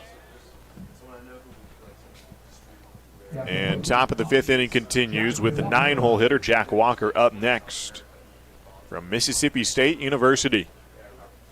Walker's playing center field today. First pitch to him, he bunts off his knee and a foul ball. Trying to bunt on the third base side for a base hit. Walker's from Mississippi State. He comes from Cedar Hills, Utah, so goes all the way to Starkville to play his college ball for the Bulldogs, who won the national championship last year. He's listed as a right-hand pitcher for Mississippi State. They don't even have him as a two-way, but he does play as a two-way for Edmonton. Breaking ball high, ball 1. He has pitched a little bit for the Riverhawks, just 1 2/3 innings, has given up 2 earned runs. is 0 for 12, but got really close to his first hit last at bat. Now he takes inside, almost hit him for ball 2. He was 0 for 11 coming into the game with 5 strikeouts, but then lined the ball to center field. That was inches away from being a base hit, but Austin Cavanagh stole it away from him. So he's still hitless on the season. 2-1 pitch. Breaking ball plunked him on the shoulder. And Easton Culp allows Jack Walker to reach a 1-out hit by pitch, and now we're back to the top of the order. Top of the 5th, Ridgefield up 6-3. Edmonton got ahead in this game on a home run in the second inning. But Ridgefield came back the very next frame with 3 runs in the inning and have traded runs ever since, leading 6-3 right now. Easton Culp to Espinoza, who barrels up a ball to right field, but is playable for Prokes. Trent locates it, gets in front of it, and makes the grab for out number 2. Hard hit line drive to Trent Prokes, but on the first pitch he puts it away. 2 down in the 5th, Will Rogers the batter. Still an hour away from sunset here in Ridgefield. 2 down, and Will Rogers up. He's 1 for 2. A single to left field that was 108 miles an hour off the bat. Hit the wall and ricocheted back to the left fielder Wakil, and so he had to stay at first on perhaps the hardest hit ball of the night. Grounds one foul past his head coach, Kelly Stinnett. Speaking of Dixie State and Utah Tech, Ben Hart, congratulations to the Ridgefield pitcher, earning West Coast League Pitcher of the Week honors from his 6 scoreless innings last week in Nanaimo. 0-1 pitch is down low for ball 1 to Rogers. 3-run lead for the Raptors here in the 5th. First time this year, a Ridgefield pitcher has earned that honor. So far in the year, Ben Hart has gone 11 scoreless innings. That's the most innings in the West Coast League of guys who have yet to allow a run. Here's the 1-1 pitch, hit on the hands over to Mikey Kane. He dives and makes the grab. The shortstop going towards the third base side and steals a base hit from Will Rogers. Robbery by Mikey Kane. After his brother Doyle robbed a grand slam in left field yesterday, the Kane brothers are thieves. Mikey Kane ends the inning with a catch in the hole in front of left field. Easton Culp goes a scoreless 5th inning with no runs, no hits, no errors, and 1 left on. We're on to the bottom of the 5th, halfway through this contest. Ridgefield 6, Edmonton 3. C-Tran is your public transit system offering service in Clark County and beyond. Catch local service in Clark County, plus regional and express service to Portland. And now you can ride the current C-Tran's new on-demand service operating in Ridgefield and other areas. So leave the driving to us. C-Tran will take you out to the ball game and anywhere else you need to go. Visit c-tran.com for more information. C-Tran, our community, our promise. This is WSU Vancouver, Southwest Washington's only 4-year research university. Whether in person or via distance delivery, WSU Vancouver offers high-quality education and an employer-respected degree. You'll get a small school feel and the kind of place where you know you matter. Here, you'll get personalized education that brings out the best in you and inspires you to achieve your highest goals. Now what are you waiting for? Apply today.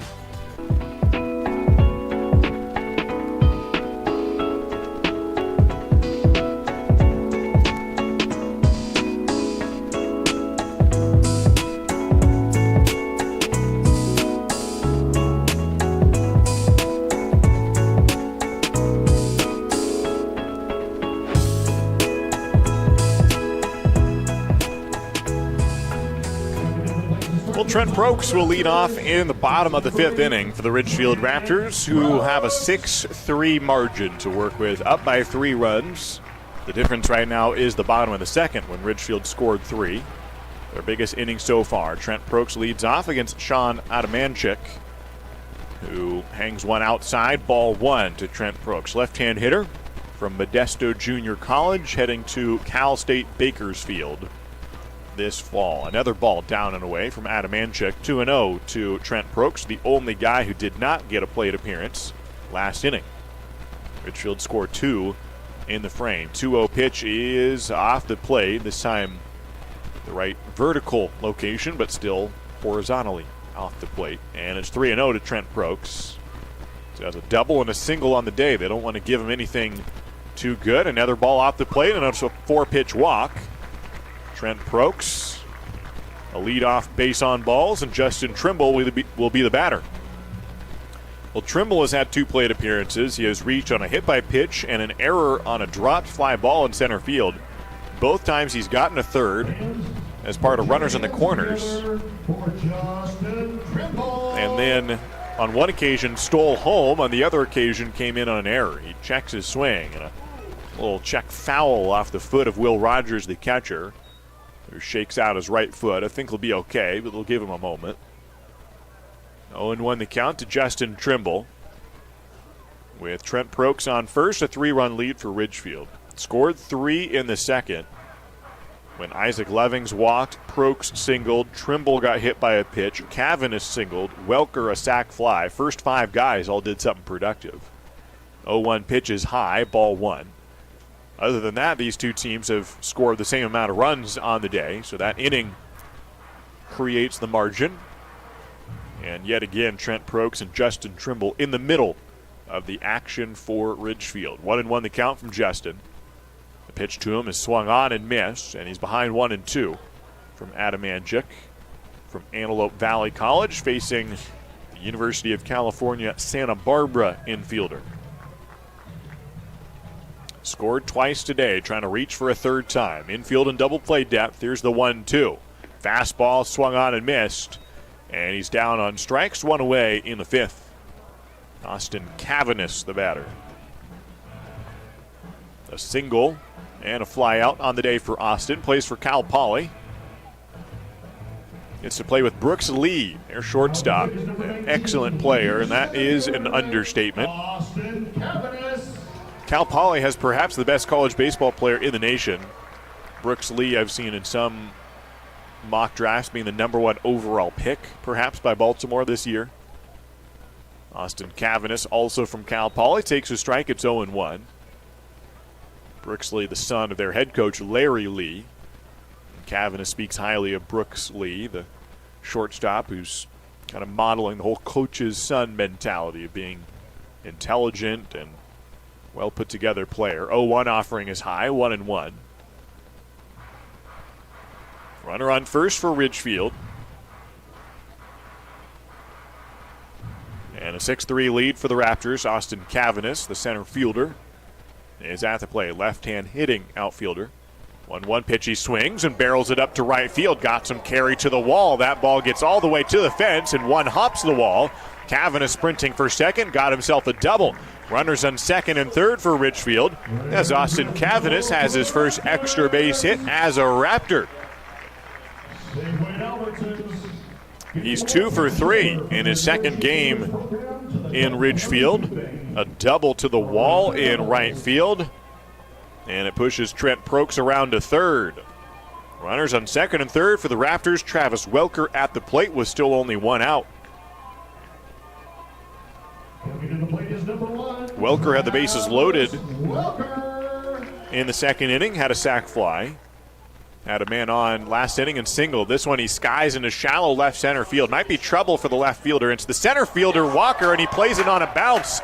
Prokes will sprint for home, and he will score on an awkward play where Jack Walker ran all the way in and never got a good feel on it. It'll go down as a base hit for Travis Welker, an RBI single, and Ridgefield now leads it 7-3.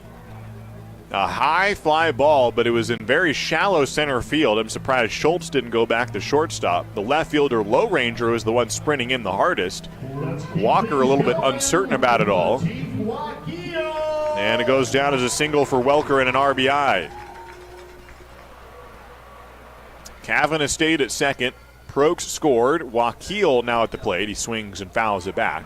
Still only 1 out. And Ridgefield has now scored in 4 consecutive innings.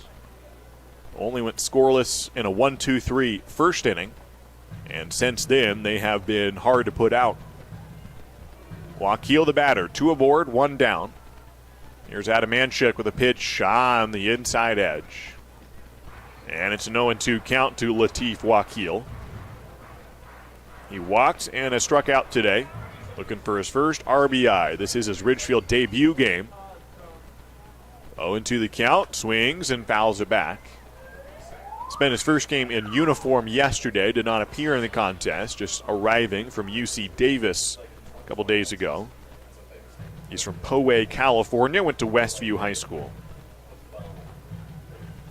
As runners on first and second, no balls, 2 strikes. Here's the pitch, off speed, hits it a mile high in right field. This one also trouble. Walker sprinting in, the center fielder calling for it. He runs into the second baseman. Espinoza makes the grab and makes the out. Walker banged into him from behind, trying to be more decisive, but this time Espinoza was actually under it.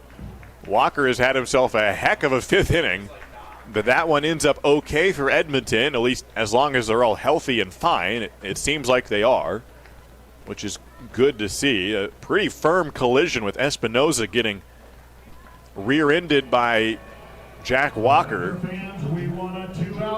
But they're okay, and out number 2 recorded for the Riverhawks. Goes down as a pop-up to the second baseman. And Wakil is down. Now this one lined in the right center gap by Jake Sukata. It splits the outfielders. Walker picks it up. Sukata thinking 2. He slides in for the double. It scores a run with Cavanis coming in.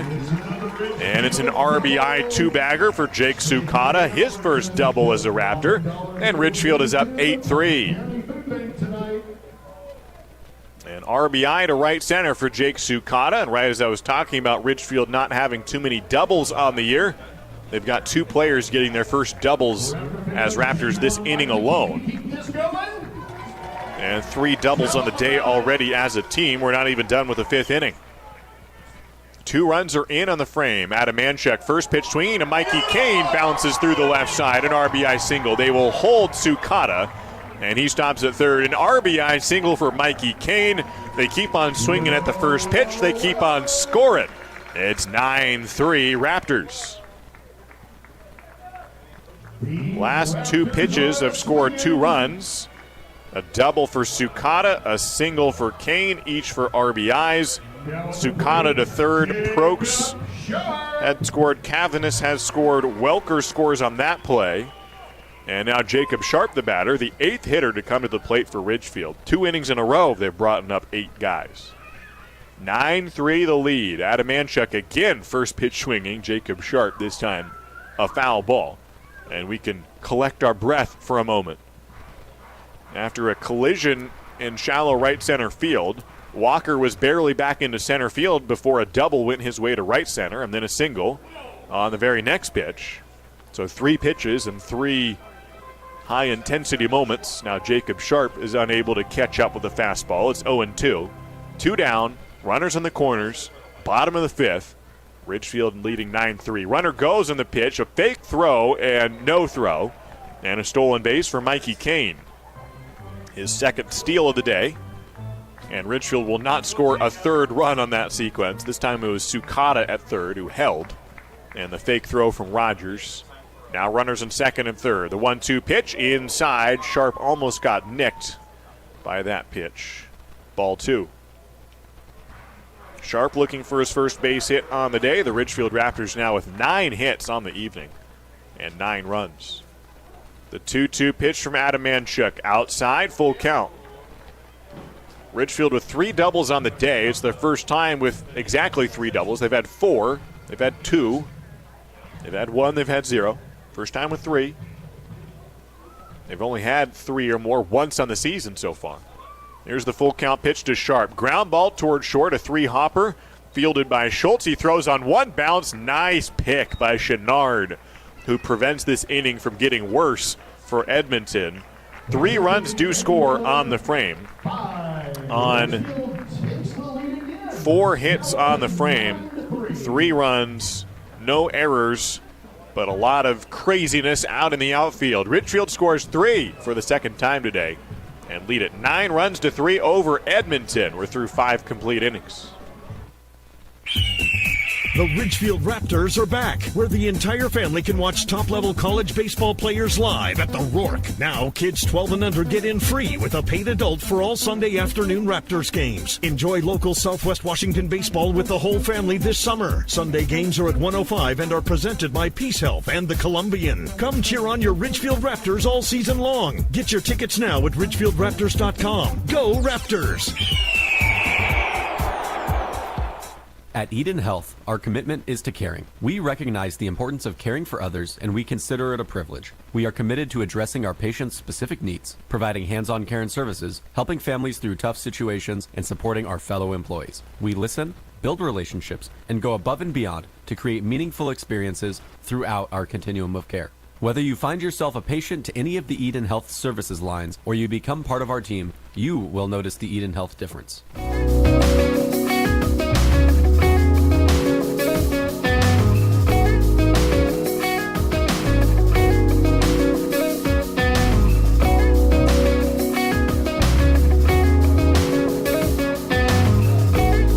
Ridgefield can't stop scoring.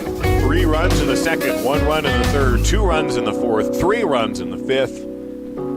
Edmonton has not been silent either. They've got 3 runs of their own, but Ridgefield still with a comfortable 6-run lead. 9-3 is the score. Easton Culp returns to the mound in the 6th inning. Clayton Low Ranger will lead off. He's got a double on the day. First pitch of the 6th is lined right back to the netting. And a foul ball for Low Ranger. Out of Stephen F. Austin State University, and originally from Sherwood Park, Alberta, has an 11-game hit streak to open the year. 0-1 pitch from Culp is taken for a ball. 1-1 the count. Infield playing towards the lines. Big hole up the middle for Clayton Low Ranger.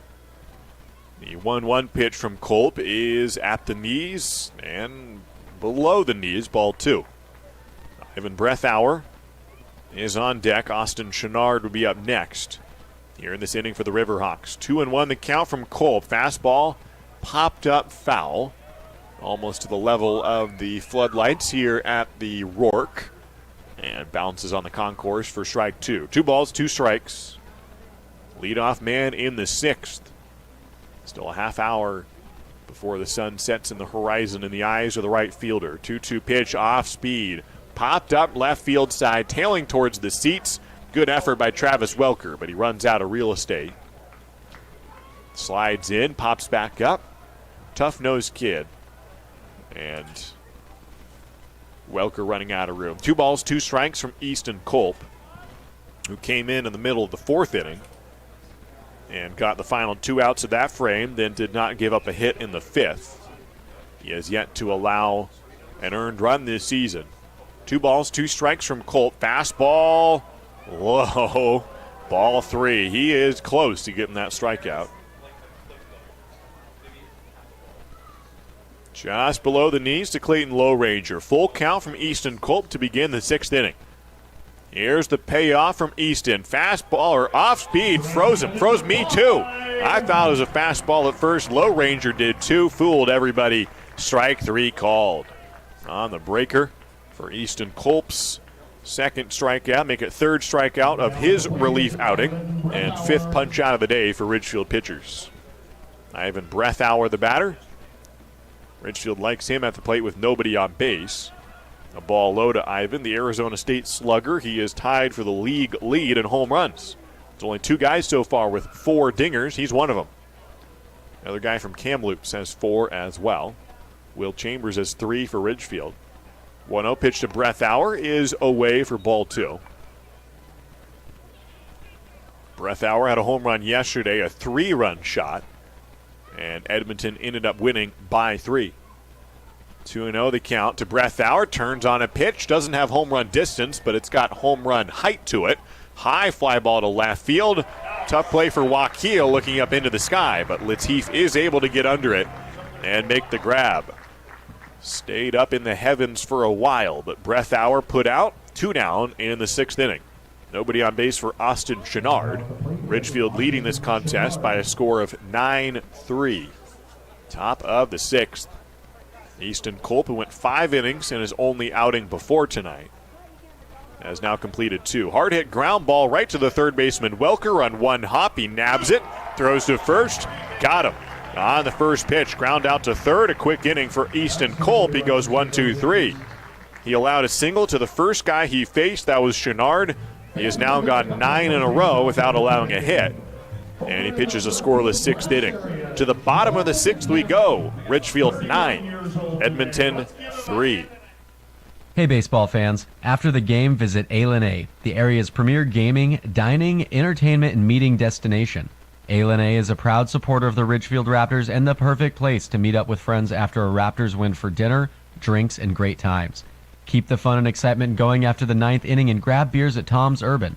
Or enjoy a perfectly cooked porterhouse at Michael Jordan's Steakhouse. With 100,000 square feet of gaming space, 15 different restaurants, bars, and retail outlets to choose from, A has just what you need to turn your night at the ballgame into a night you won't forget. A, just off I-5 at exit 16, ILANIresort.com. Ridgefield Main Street is working to keep our small town charm intact while enhancing the economic opportunities for businesses located in our downtown. Follow Pioneer Street West to experience the heart of Ridgefield.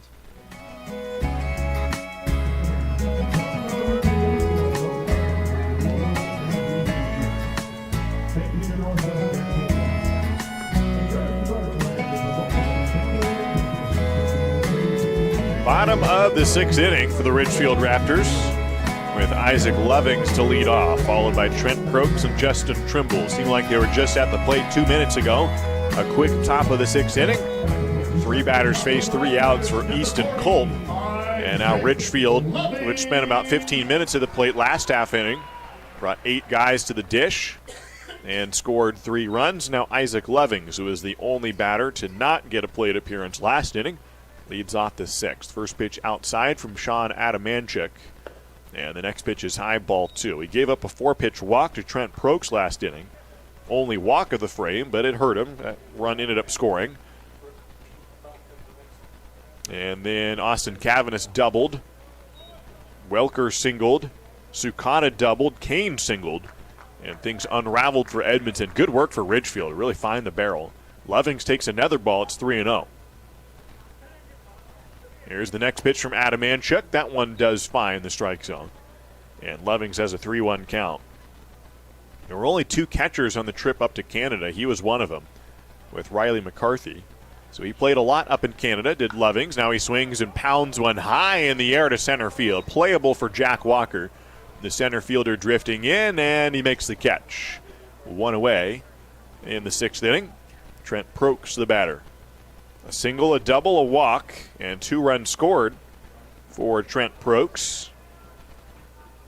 There's now 10 runs on the season already. Ridgefield as an offense has been arguably the best team in the league. Last year, in most categories, were first or second in the West Coast League. And runs, hits, doubles, home runs, slugging percentage, batting average, all that. With 1 out, Prokes takes high, ball 1. Ridgefield again, a lot of new faces, but same trend. Really good offense. In fact, if you just take the most important stat, if you count runs per game as most important, Ridgefield first in the league. Prokes hits one off the pitcher. Hits him in the midsection. Prokes standing to first. Then he beats out the throw from the second baseman, Espinoza. The pitcher, Adamanchik, kept his feet and actually ran towards that ball, flashes a thumbs up. You say 88 miles an hour off the bat? 98 off the bat, and it hit Adamanchik, I thought, square in the midsection. And he waves off the coaches and trainers and says, I'm staying in. So Sean Adamanchik, good to see him fine. That was a scary moment. Maybe he deflected it a little bit with the glove, but he comes right back and throws to Justin Trimble. And so a deflected single for Trent Prokes, his 3rd hit of the day. He's on first. Justin Trimble, the batter. The 1-0 pitch is fouled back. Don't often see that. 98 miles an hour right back of the pitcher. Collides with him and bounces to the second baseman. He nearly got the out. And Adamanchik not only stays in the game, but refuses any attention. Just wanted to pitch right away. 1-1 the count on Justin Trimble. Off speed, swing and a miss. Good work for Sean Adamanchik right after taking a bullet wound to the chest. And comes back to get ahead of Justin Trimble. third time these guys have, or second time, he struck Trimble out last inning. The 1-2 pitch is inside, ball 2. Trimble has reached on an error on a drop fly ball. He ended up scoring and also scored after a hit by pitch. Stole home earlier today. 2 balls, 2 strikes, runner on first. Pitch from Adamanchuk is swung on and bounced foul off the bat of Justin Trimble. Left-hand hitting corner infielder, played third base yesterday, moves over to first today. Could play either of those positions. I asked Chris Cota, do you see him as a third baseman? He's got a big frame. Do you figure he can handle that spot? And Chris Cota said, yeah, I legitimately think he could. 2-2 off speed, high, ball 3. Don't see a ton of big infielders, but especially on the, well, either side other than first baseman. But Mike Schmidt was about 6'2". Cal Ripken kind of set the trend there. Bigger infielders. 3-2 pitch is fouled back. Nomar Garcia-Parra, another taller left side infielder. Justin Trimble at 6'4", playing the hot corner yesterday. Has a full count, now 1 away. Bottom of the 6th inning, Ridgefield up by 6. Adamanchuk with the payoff. Runner going hard, hit fly ball to right field. If you have any doubts about that one getting out, think again. Justin Trimble, a 2-run bomb, his first home run as a Raptor, and Ridgefield leads it 11-3. Give it up for Justin Trimble.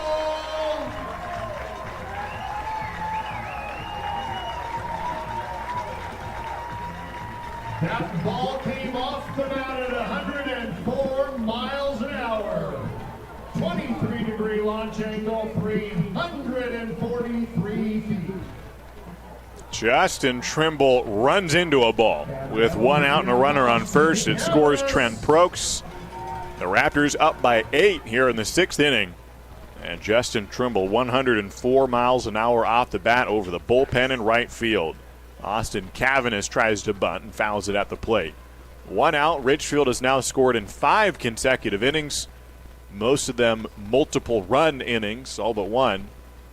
And they lead it 11-3 on the back of 11 hits. 0-1 pitch is fly towards left field. Might get out of play. No, enough room for the third baseman group, and he's able to get underneath it for a foul out catch. 2 down in the 6th. Base is empty for Travis Welker. Welker's had a lot of guys on base when he has come up. A sac fly with the bases loaded in the 2nd. When Ridgefield took the lead that inning. Keep this inning going with Travis Welker. That gave Ridgefield the lead. Travis Welker swings at the first pitch and flies it to center field. Jack Walker coming in, and Walker retires Welker. And we're done with the 6th. Ridgefield scores 2 more and lead it 11-3. 2/3 of the way through this game. Hot hitting offense. You can't stop Ridgefield. 2-run bomb for Justin Trimble. And that might not be all. Easton Colt will come back in to pitch for the Raptors when we return in the 7th. I'm all about keeping my family driving safe. Dad, pothole. Got it. So I insist we choose Les Schwab tires for safety services like brakes, steering, and alignment. Stuff those cheap tire centers don't offer. Because I want a backseat drive with confidence. Dad, speed check. Hit the road safely with Les Schwab and save up to $150 when you buy select tires with financing. Les Schwab Tires, celebrating 70 years of doing the right thing. Limited time offer. Terms and conditions apply. See leschwab.com/sale for details. A 380 batting average is like using Dawn as your mortgage lender. She has over 30 years rounding the bases to a new home and loves helping families build their dreams. Know anyone buying their first home? Would you like to make a cash offer on your next purchase? Evergreen Home Loans can help with several loan options. Call Dawn today to get started. 360-608-7438. Again, that's 360-608-7438. She would love to send you home. Go Raptors!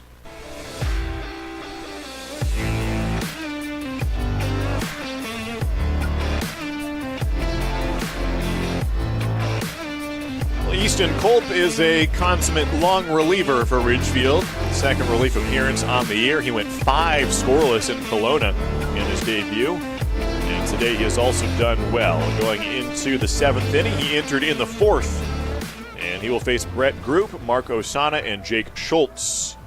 Here in the top of the 7th, Ridgefield cruising right now, as if we were on the ferry in British Columbia again. 11-3 is the score, top of the 7th. Easton Culp throws into the zone for strike one. Through 6 innings from the Rourke. Edmonton with 3 runs on 4 hits and an error, while Ridgefield has 11 runs, 11 hits, and no errors. Easton Culp deals a breaking ball and a ground ball to the dugout for strike 2.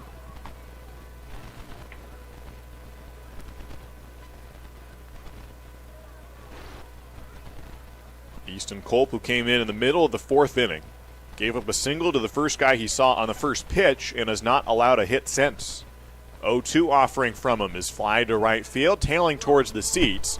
Justin Trimble working over. He gives way to Sukata. Diving attempt, and Jake Sukata slides in smoothly to make the grab. The second baseman overtakes the first baseman, makes the grab. 1 away in the 7th. Nice defense tonight for Ridgefield. A diving catch in center by Austin Cavanis, a sliding catch by Sukata, a diving catch by Mikey Kane on a line drive. That's 3 excellent shows of defensive prowess. And Ridgefield has played really well behind their pitchers. We do have a pinch hitter now. Mark Osana's spot in the lineup is going to be replaced by a pinch hitter, Ryan Magic, who has gotten 15 at-bats so far in the year. He's a left-handed hitter out of Cochise College. With 1 out, Easton Culp offers low ball 1. Magic 15 at-bats, 5 hits, 2 doubles. Last played 3 days ago, had a base hit against Port Angeles. 1-0 the count with 1 away, bases empty from Easton Culp. And a fastball low, ball 2. Speaking of Port Angeles, making his debut in center field yesterday for the Port Angeles Lefties was Golden Tate, 11-year NFL player, Super Bowl champ, and coming back to play some baseball, one of his first loves, although he went to the NFL, but said he loved baseball growing up, played it at Notre Dame for 2 seasons. A strike from Easton Culp, it's 2-1. So Golden Tate started for Port Angeles yesterday against Bend, batted in the 2-hole. 2-1 pitch here is a swing and a miss, 2-2. On his first swing, he doubled, then singled in his next at-bat, went 2 for 3 with an RBI for Golden Tate. 2 balls and 2 strikes from Easton Culp. It's inside, and a full count to Ryan Magic. The 6'4" left-hand hitting first baseman. He replaces Osana, who is the designated hitter. Full count from Easton Culp. Here's the payoff. It is swung on and belted to right field. Trent Prokes going back to the warning track, and he's got a chance at it. He reaches out, then makes the catch. Off the bat, I thought that one had at least a chance, if not for sure out. But that one, with the wind dying down, did not help that one. And it dies at the warning track. Trent Prokes with the catch. 2 down in the 7th. Would have been the first run allowed by Easton Culp on the season. It's gone 8 innings now. Culp with a breaking ball, firm slider that looks sure to hit Schultz, and it does hit something, but it was the strike zone and not Schultz, the shortstop. Has to recollect himself after that slider with some extra sweep from Easton Culp. Right-hand pitcher against right-hand batter. 0-1 with 2 away, goes to the fastball at the knees, strike 2. 11-3 lead for the Raptors. Top of the 7th. 5 strikeouts on the day for Ridgefield. Middle infielders playing a bit away from second base. Outfield playing deep. No balls, 2 strikes, 2 outs, bases empty. Culp, a fastball at the knees again. Taken. Strike 3 called. Easton Culp has now retired 8 in a row and has gone scoreless in his 3 2/3 innings of work. Edmonton goes scoreless in the 7th, and Ridgefield maintains the 11-3 lead. Time to stretch from the Rourke. It's the Raptors 11 and the Riverhawks 3. Are Are you looking for a career that's team-oriented with great pay and great benefits? Then look no further than C-Tran. We're looking for individuals to join our team. We offer paid vacations, holidays, and sick days, plus exceptional medical and dental coverage, educational assistance, a paid fitness program, course retirement, and so much more. Be a part of C-Tran's diverse family, where we put the care back in career. Check us out at c-tran.com/careers. Listen up, baseball fans. Head into Safeway to score on great deals all season long. Safeway has everyone's tailgating favorites, from fried chicken and party subs to fresh cut fruit and veggie trays and tons of easy meal options. Satisfy your whole team for the ultimate game day experience. And you can save a cartload of time with Safeway Drive Up and Go. Just shop online at Safeway.com, head to the store, and we'll bring your groceries right to your car. Safeway, sponsor of the Ridgefield Raptors.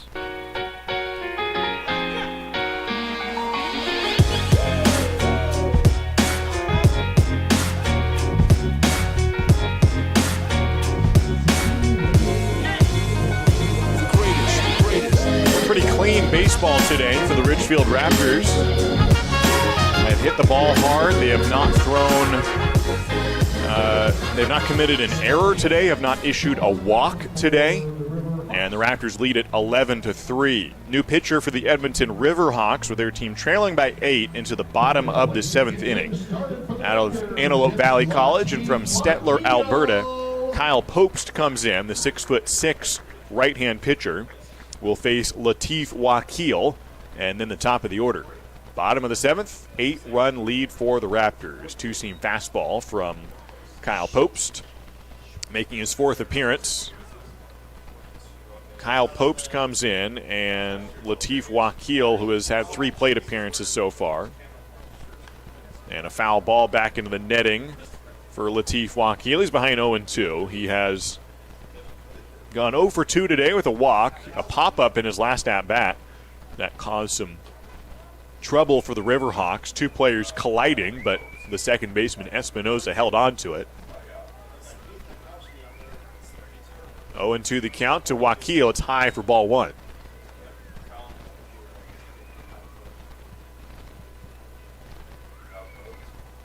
So 1-2 the count to Latif Wakil. Leadoff man in the bottom of the 7th. Breaking ball on the outer half, strike 3 taken. And 1 out in the bottom of the 7th. 8-run lead, and Jake Sukata coming up.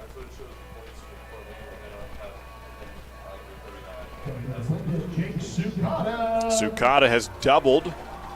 He's 1 for 3. With a hit by pitch and the RBI 2-bagger to right center.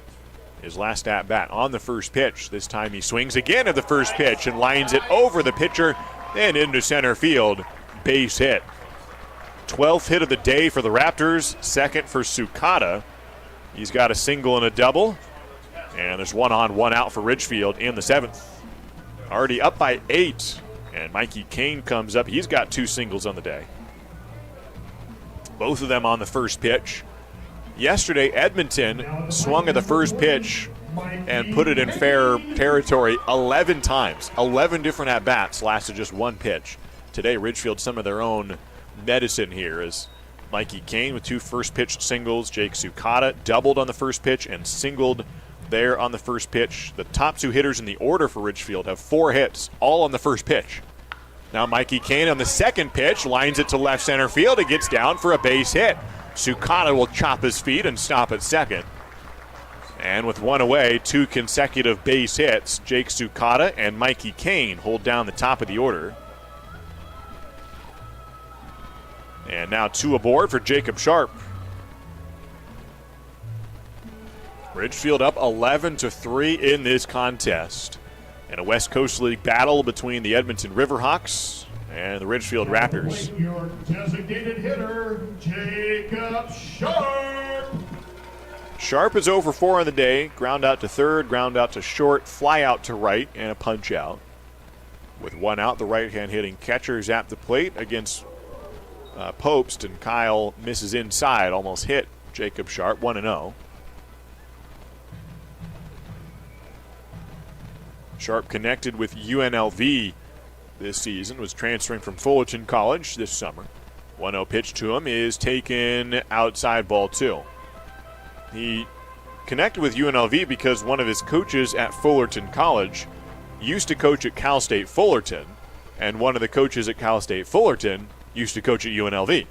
So just down the chain, and he connects with UNLV. Now here's a high fly ball to left field. Got distance, but not enough to get out of the ballpark. Low Ranger drifts back and is able to make the catch. Hard hit ball, but it dies in left field. Hardest part of the ballpark to get a home run is left field. And even a hard hit line drive like Jacob Sharp's fly ball does not quite have enough oomph on it to get out. And Isaac Lovings will be the batter. 2 down, 2 on. Together for your catcher. He did a last tip around. Here's Isaac Lovings. Led off last inning with a fly out. Ridgefield scored 2 runs later on. He does have a walk and a run scored on the day. Ridgefield ahead by a score of 11-3. First pitch to Lovings, a slider outside for ball 1. Bottom of the 7th inning. Ridgefield has scored in 5 consecutive frames. No score yet this inning, but a runner in scoring position. Here comes Popst with a swing and a miss from Isaac Lovings. Ridgefield scoring in double digits again. This is the 5th time they have done that this season, including the opener against Cowlitz. A ball away, it's 2-1 to Lovings. Scored 21 on opening day, 16 the very next game, 23 2 days later. Scored 17 on the road trip in Nanaimo in one game. 2-1 pitch to Lovings. He gets under it. Fly ball down the right field side, and no room for Chenard to get under it. And a foul ball to make it 2 balls, 2 strikes, 2 outs, 2 on. Ridgefield came into this game averaging 8.6 runs per game. 8.6. That's first in the league. Very good clip. Just over Cowlitz, who is Ridgefield's next opponent. So that might be a high-scoring series. They played one game against each other and scored 28 runs between the two teams. Slider on the 2-2 on the outer half, taken, strike 3. And for the first time in 6 innings, Ridgefield comes up to the plate and does not score a run. Do get 2 hits back-to-back, Sukata and Kane, but neither of them come around to score. And Ridgefield is content with the 11-3 lead. Easton Culp comes back out for another inning. Ridgefield leads it by 8, and we head to the 8th on the Raptors live stream. Holt Homes is proud to be a local builder. We embrace all that is special about Oregon and Southwest Washington. The natural beauty of the landscape, the dynamic climate, the community that brings us together. It's why we live and build in this place that we love. Holt Homes, built for the Pacific Northwest. Find home today at holtpnw.com. Are you looking for a career that's team-oriented with great pay and great benefits? Then look no further than C-Tran. We're looking for individuals to join our team. We offer paid vacations, holidays, and sick days, plus exceptional medical and dental coverage, educational assistance, a paid fitness program, course retirement, and so much more. Be a part of C-Tran's diverse family, where we put the care back in career. Check us out at c-tran.com/careers.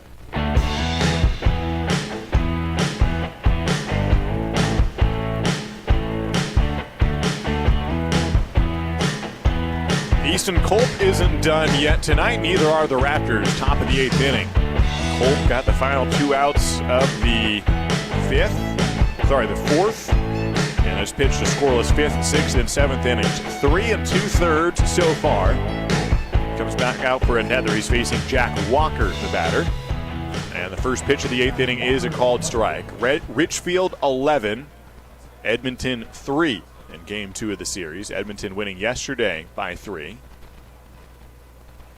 And the 0-1 pitch from Easton Culp is a ground ball towards short. Mikey Kane backhands. Long throw to first on a bounce. Justin Trimble handles it, picking it out of the turf. And 1 out here in the 8th. Javi Espinoza will turn the lineup over, the second baseman who has put the ball in play 3 times but is 0 for 3. is up with 1 out, nobody on in the top of the 8th. Ridgefield up by 8. Here comes Culp with a breaking ball, just low, ball 1. If Ridgefield can hold on to this lead, would be a really nice win. Ridgefield losing 2 games in a row, had a frustrating loss to close the Canada trip. Came back to open the homestand with a defeat. 1-0 pitch, just off the dish, 2-0. Ridgefield still with a winning record coming into this game, but that was at risk. A loss today would put them at 5-5. They would not be in playoff position. Not that the playoffs are really relevant yet. We're so early in the season. But for what it's worth, a ground ball towards second. Sukata does a good job of getting in front of that one. Fields on the backhand and throws to first in time. Off the bat, I thought Sukata had too far to go to get in front of that one. Thought that was a base hit, but Jake closes ground, gets in front, and keeps his feet active. Throws to first in time. 2 down on 2 ground balls. Easton Culp has been cruising. Up next is Will Rogers with 2 down, nobody on. 8-run lead in the 8th. Breaking ball swing and a foul ball. Fooled Rogers and did not get good contact.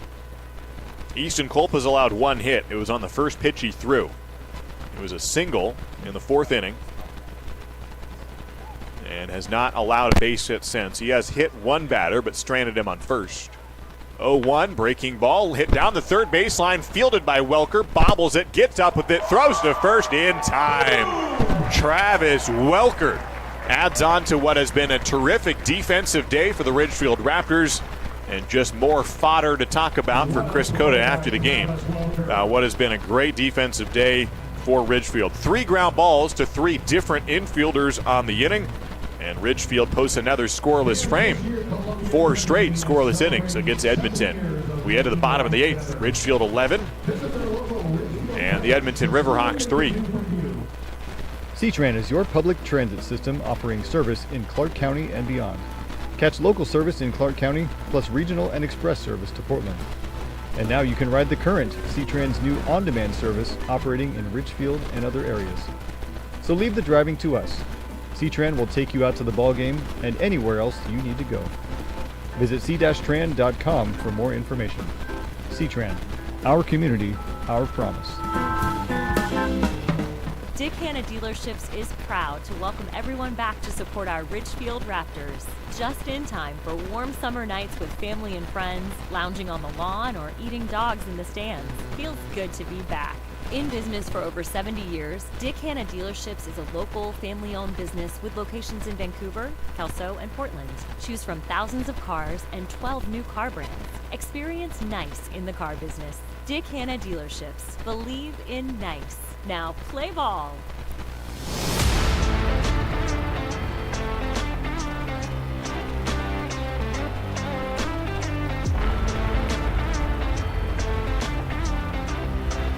To the bottom of the 8th here in Ridgefield. A cathartic day for the Raptors, getting the bats active, some extra base hits, some first for Ridgefield players, first hits, first doubles, that sort of thing. Good pitching. Easton Culp has gone 15 batters in a row without allowing a hit. The Umpqua Community College Riverhawk facing the Edmonton Riverhawks. Some Riverhawk on Riverhawk crime for Easton Culp. Now it's his offense at the plate. Trent Prokes to lead off. Bottom of the 8th and an 8-run lead for the Raptors. Kyle Popst is still on the mound for Edmonton. Throws outside, ball 1 to Trent Prokes. 11-3 is the score. Ridgefield out in front. Bottom of the 8th. Prokes grounds one on the first base side. Past the first baseman and into right field. Another base hit for Trent Prokes. He now has 3 hits on the day. He has reached, or 4 hits on the day, excuse me. He has reached all 5 times. A double and 3 singles for Trent Prokes, who is already second in the league in batting average.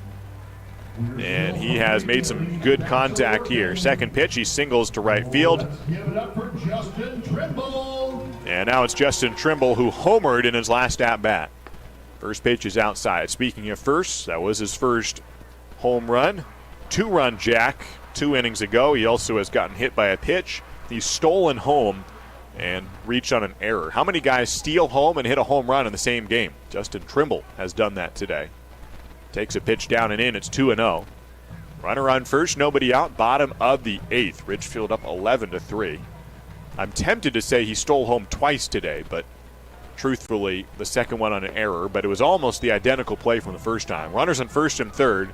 He broke on the throw from the catcher down to second. So it wasn't a straight steal of home. We're not talking breaking on the pitch and diving head first, not that sort of thing. But still, it's counted as a steal of home with the catcher throwing to second base. Justin Trimble takes the 3-0 pitch high, ball 4. And Trimble has now reached base 4 times. Draws his first walk as a Raptor. Trent Prokes to second base, and Austin Cavanis will be the hitter. He's got his first double of the year today.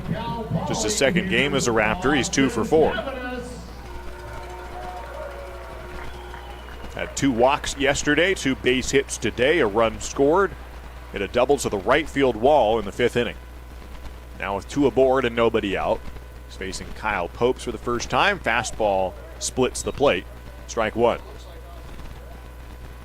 Austin Cavanis, the center fielder today, has made a diving catch. Just one of 4 or 5 really highlight plays defensively. Low and out, it's ball 1.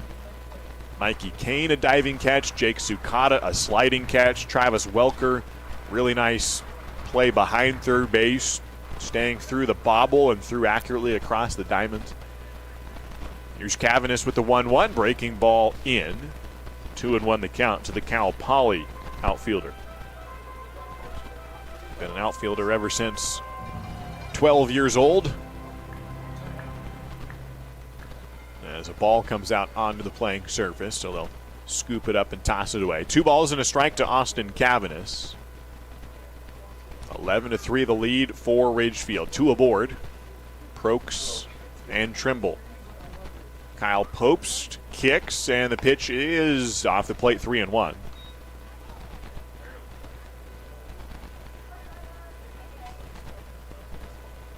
Some movement in the bullpen for Ridgefield, but nobody throwing right now. Easton Colt might come out for another inning. We'll see.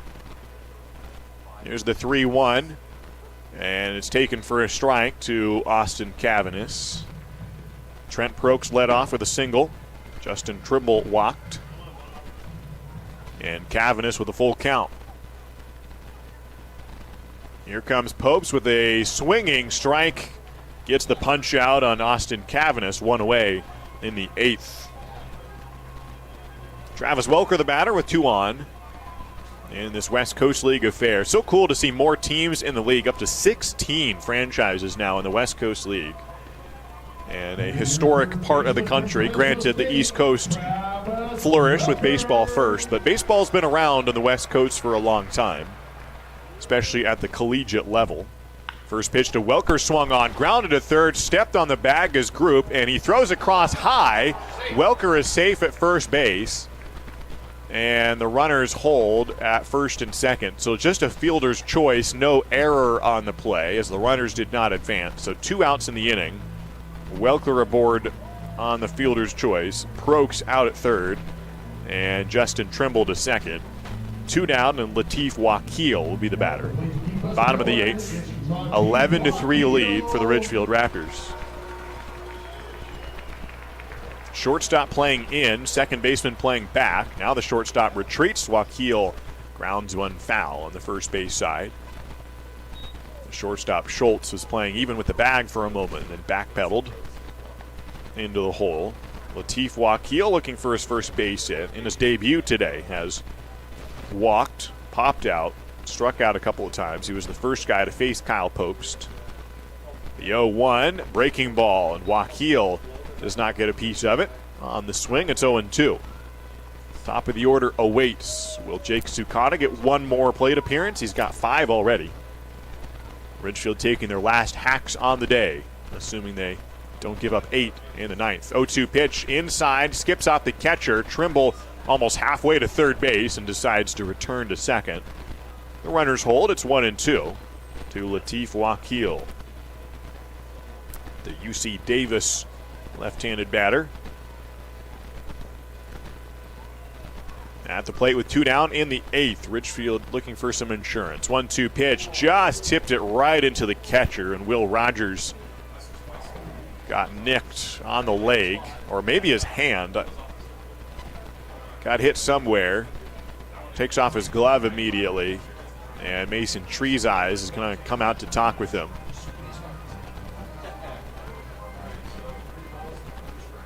Runners on first and second for the Raptors in the bottom of the 8th inning. Ridgefield ahead by a score of 11-3. Will Rogers is going to stay in there. Tough-nosed kid. He might only have one more pitch to see behind the plate. 1 ball, 2 strikes, 2 outs, bottom of the 8th. Ridgefield needs 3 more outs to cement this victory, even up the series at 1 win apiece, get to 6-4 on the year. Head to a rubber match tomorrow against the Riverhawks and continue the 6-game homestand. The 1-2 breaking ball fouled off the netting. Right at sunset here in the Rourke, just descending below the horizon here at 9:02 p.m. Pacific in beautiful Clark County, Southwest Washington. 1 ball and 2 strikes to Latif Wakil. The pitch is swung on, bouncer towards first, and foul by a couple of feet.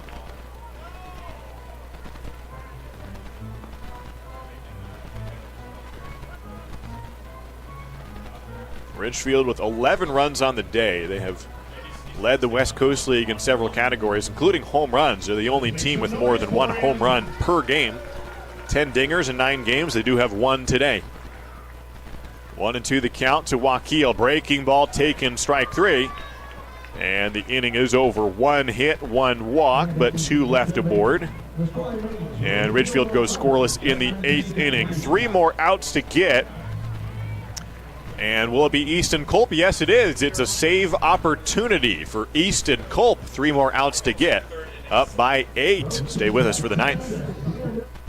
A .380 batting average is like using Dawn as your mortgage lender. She has over 30 years rounding the bases to a new home and loves helping families build their dreams. Know anyone buying their first home? Would you like to make a cash offer on your next purchase? Evergreen Home Loans can help with several loan options. Call Dawn today to get started. 360-608-7438. Again, that's 360-608-7438. She would love to send you home. Go Raptors! This is WSU Vancouver, Southwest Washington's only 4-year research university. Whether in person or via distance delivery, WSU Vancouver offers high-quality education and an employer-respected degree. You'll get a small school feel and the kind of place where you know you matter. Here, you'll get personalized education that brings out the best in you and inspires you to achieve your highest goals. Now what are you waiting for? Apply today.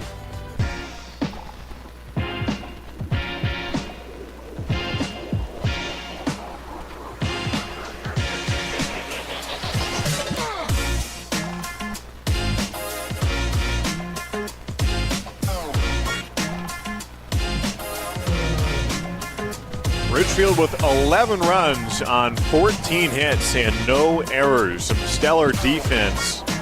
There's really been no blemishes on the game for Ridgefield.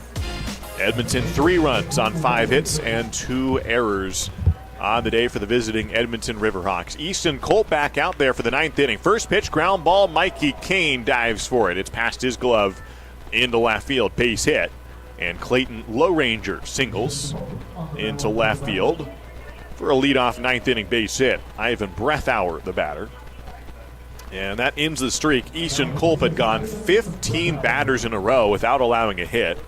The only 2 hits he has allowed are first pitch singles. The very first pitch he threw and the very most recent pitch he threw were for singles. Now he deals inside for a ball. One more strikeout. Let's talk to your pitcher. And Ivan Breathauer ahead 1-0. The Olathe, Kansas product plays for Arizona State. Big slugger at the dish. 1-0 is low, ball 2. Haven't given him too much to hit. His only RBI is on a ground out. He's 0 for 3. Had a home run yesterday. 15 RBIs coming in. The next closest teammate had 6, and he had 15 runs batted in. Has added 1 today. Is ahead 2-0. He takes inside ball 3. Easton Culp, who gave up a single, then, other than a hit by pitch, retired 14 in a row. And then gives up a single to open up this inning. 3-0 pitch is at the knee, strike 1. 11-3 lead for Ridgefield. 3 more outs to get. by going more than 3 innings, Easton Culp could collect the save for the Raptors. Ground ball bounce foul, and it's a full count. Ridgefield with 6 strikeouts on the day have allowed just 4 hits. Ridgefield pitchers have not issued a walk today. There are 3 walks, 1 hit by pitch. Edmonton has only stranded 2 on the base paths all day. They've only scored 3, just not getting a lot of base runners. Payoff pitch from Easton Culp, breaking ball in the dirt, ball 4. First walk of the day. And low ranger to second. First 2 guys reach off of Easton Culp. And some activity begins in the bullpen for the Raptors. Culp trying to get through this 9th inning and close what has been an excellent day. He is still not allowed a run in his Raptors career. And now a mound visit. Anthony Naso will come out to just kind of calm Easton down, give a little bit of time for the bullpen to get ready if they need him. But if they can, they'll try to allow Ridgefield's Easton Culp to get through it. Tyler Tilton is out in the bullpen. Austin Chenard will be the batter. 2 on, nobody out. Top of the 9th. 11-3 lead for Ridgefield. Mention how the West Coast League has really expanded up to 16 teams. In the history of West Coast baseball, dates back over 100 years. Really at the college level, professional baseball took a long time, but Oregon State University fielded a ball club as far back as 1907. Washington State dates their baseball program to 1892. Whereas the Oregon Ducks claim they started in 1877, but their first recorded year, 1906. Either way, well over 100 years of baseball on the western seaboard. First professional baseball game on the West Coast was when San Francisco began as a franchise, moving from New York, the New York Giants becoming the San Francisco Giants 64 years ago. Easton Culp back to the mound, 2 on, facing Chenard, who swings to the first offering and misses. Nobody out, 0-1 count. 8-run lead for the Raptors. So when the San Francisco Giants on opening day faced appropriately Brooklyn, a team from New York, April 15th, 1958, first ever professional game on the West Coast. 0-1 pitch in the dirt. Good block by Lovings. It's 1-1. And there's a connection in the first ever professional game on the West Coast with Chris Cota. Now, Chris Cota, who's the manager for Ridgefield here in the West Coast League, has been the only head coach in the history of the program. And he's got a connection to that first ever game for professional baseball in the West Coast League. A ball misses low, it's 2-1. Now, in that game for San Francisco in 1958, which was an 8-0 victory for the Giants, was a home run by Orlando Cepeda in that first game. Here's a breaking ball, and Chenard swings and misses. It's 2-2. The 11-time All-Star NL MVP Orlando Cepeda homered in that first ever game. And the connection with his son and Chris Cota. I'll elaborate on that in a moment. 2-2 pitch up coming from Easton Culp with 2 aboard. Breaking ball, bounced foul. Still nobody out. 8-run lead for the Raptors in the 9th. Now, Orlando Cepeda had a son, Orlando Jr., who played 3 years at College of the Canyons and won a state title, teammates with Chris Cota. And so Chris Cota's teammate's father hitting a home run. First ever professional game on the West Coast. Now Chris Cota coaching in the West Coast League. Baseball truly is a fraternity. 2-2 pitch on the outside corner, taken to the chagrin of Austin Chenard. Strike 3 call. 7 strikeouts on the day means free tacos for everyone in the stands. Thanks to Taco Bell for their sponsorship of Ridgefield Baseball. Brett Group, the batter. 1 away, 2 on, top of the 9th. 8-run lead. Now, that's not the only connection there with Chris Cota and Orlando Cepeda. There's also a connection on why Chris Cota is even here in Ridgefield at all. Also has to do with the Cepeda family. Nice breaking ball from Culp for strike 1. Orlando Cepeda's other son, Ollie, coach in the Dominican Republic, brought Chris Cota out for a couple weeks to coach. That's where he met Wade Siegel, works with Adidas and one of the owners with the Ridgefield Raptors, and that's where Chris Cota connected with the Raptors, was through Orlando Cepeda's son. So it all comes together, and Chris Cota ends up on the West Coast in part because of the San Francisco Giants in 1958. It's a small world. And we all end up here. Another strike from Easton Kolb. It's 0-2. 1 out, 2 on. A ball in the turf.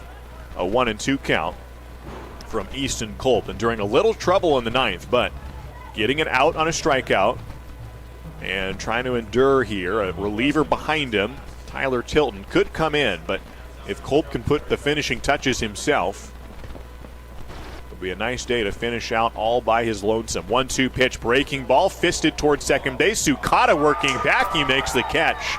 The second baseman reels it in, and the Raptors 1 out away from winning this ball game. Marco Sana, the batter.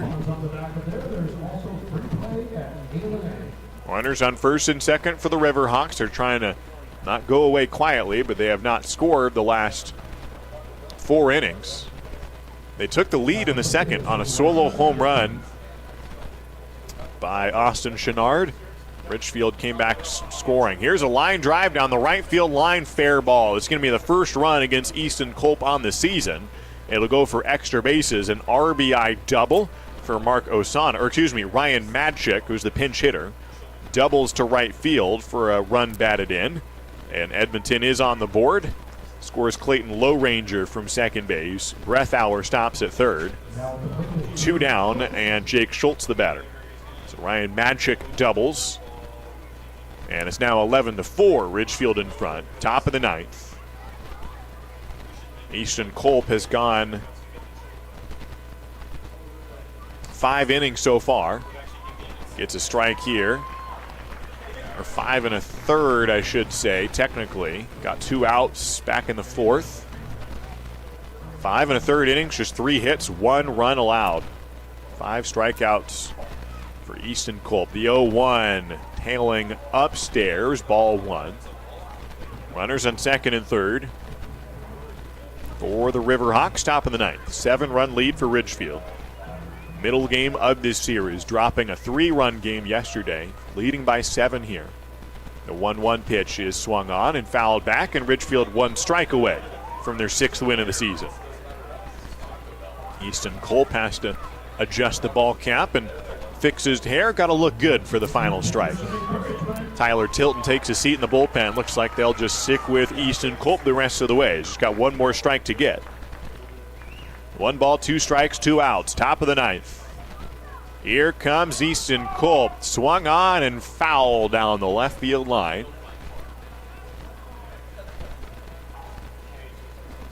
Ridgefield with some serious offense today.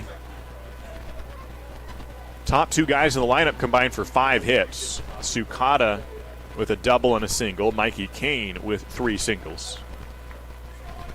Not to mention the home run by Justin Trimble. 4 hits for Trent Prokes. He goes 4 for 4. Kolb deals a breaking ball just inside for ball 2. Prokes with 3 singles, a double. He has scored 3 times. Trimble with the home run. Cavanis with 2 hits. Welker with 2 hits. Strong day for the Ridgefield offense. 2 balls, 2 strikes, 2 outs, 2 on. Here comes Kolb. Fastball on the outside corner taken. Strike 3 called. And Easton Kolb gets the save. Goes 5 2/3 innings, allows just 1 run. And Ridgefield wins it. Final score from the Rourke. The Raptors 11. And the Edmonton Riverhawks 4. The series is even. Ridgefield improves to 6-4 on the year. Edmonton to 5-9 now.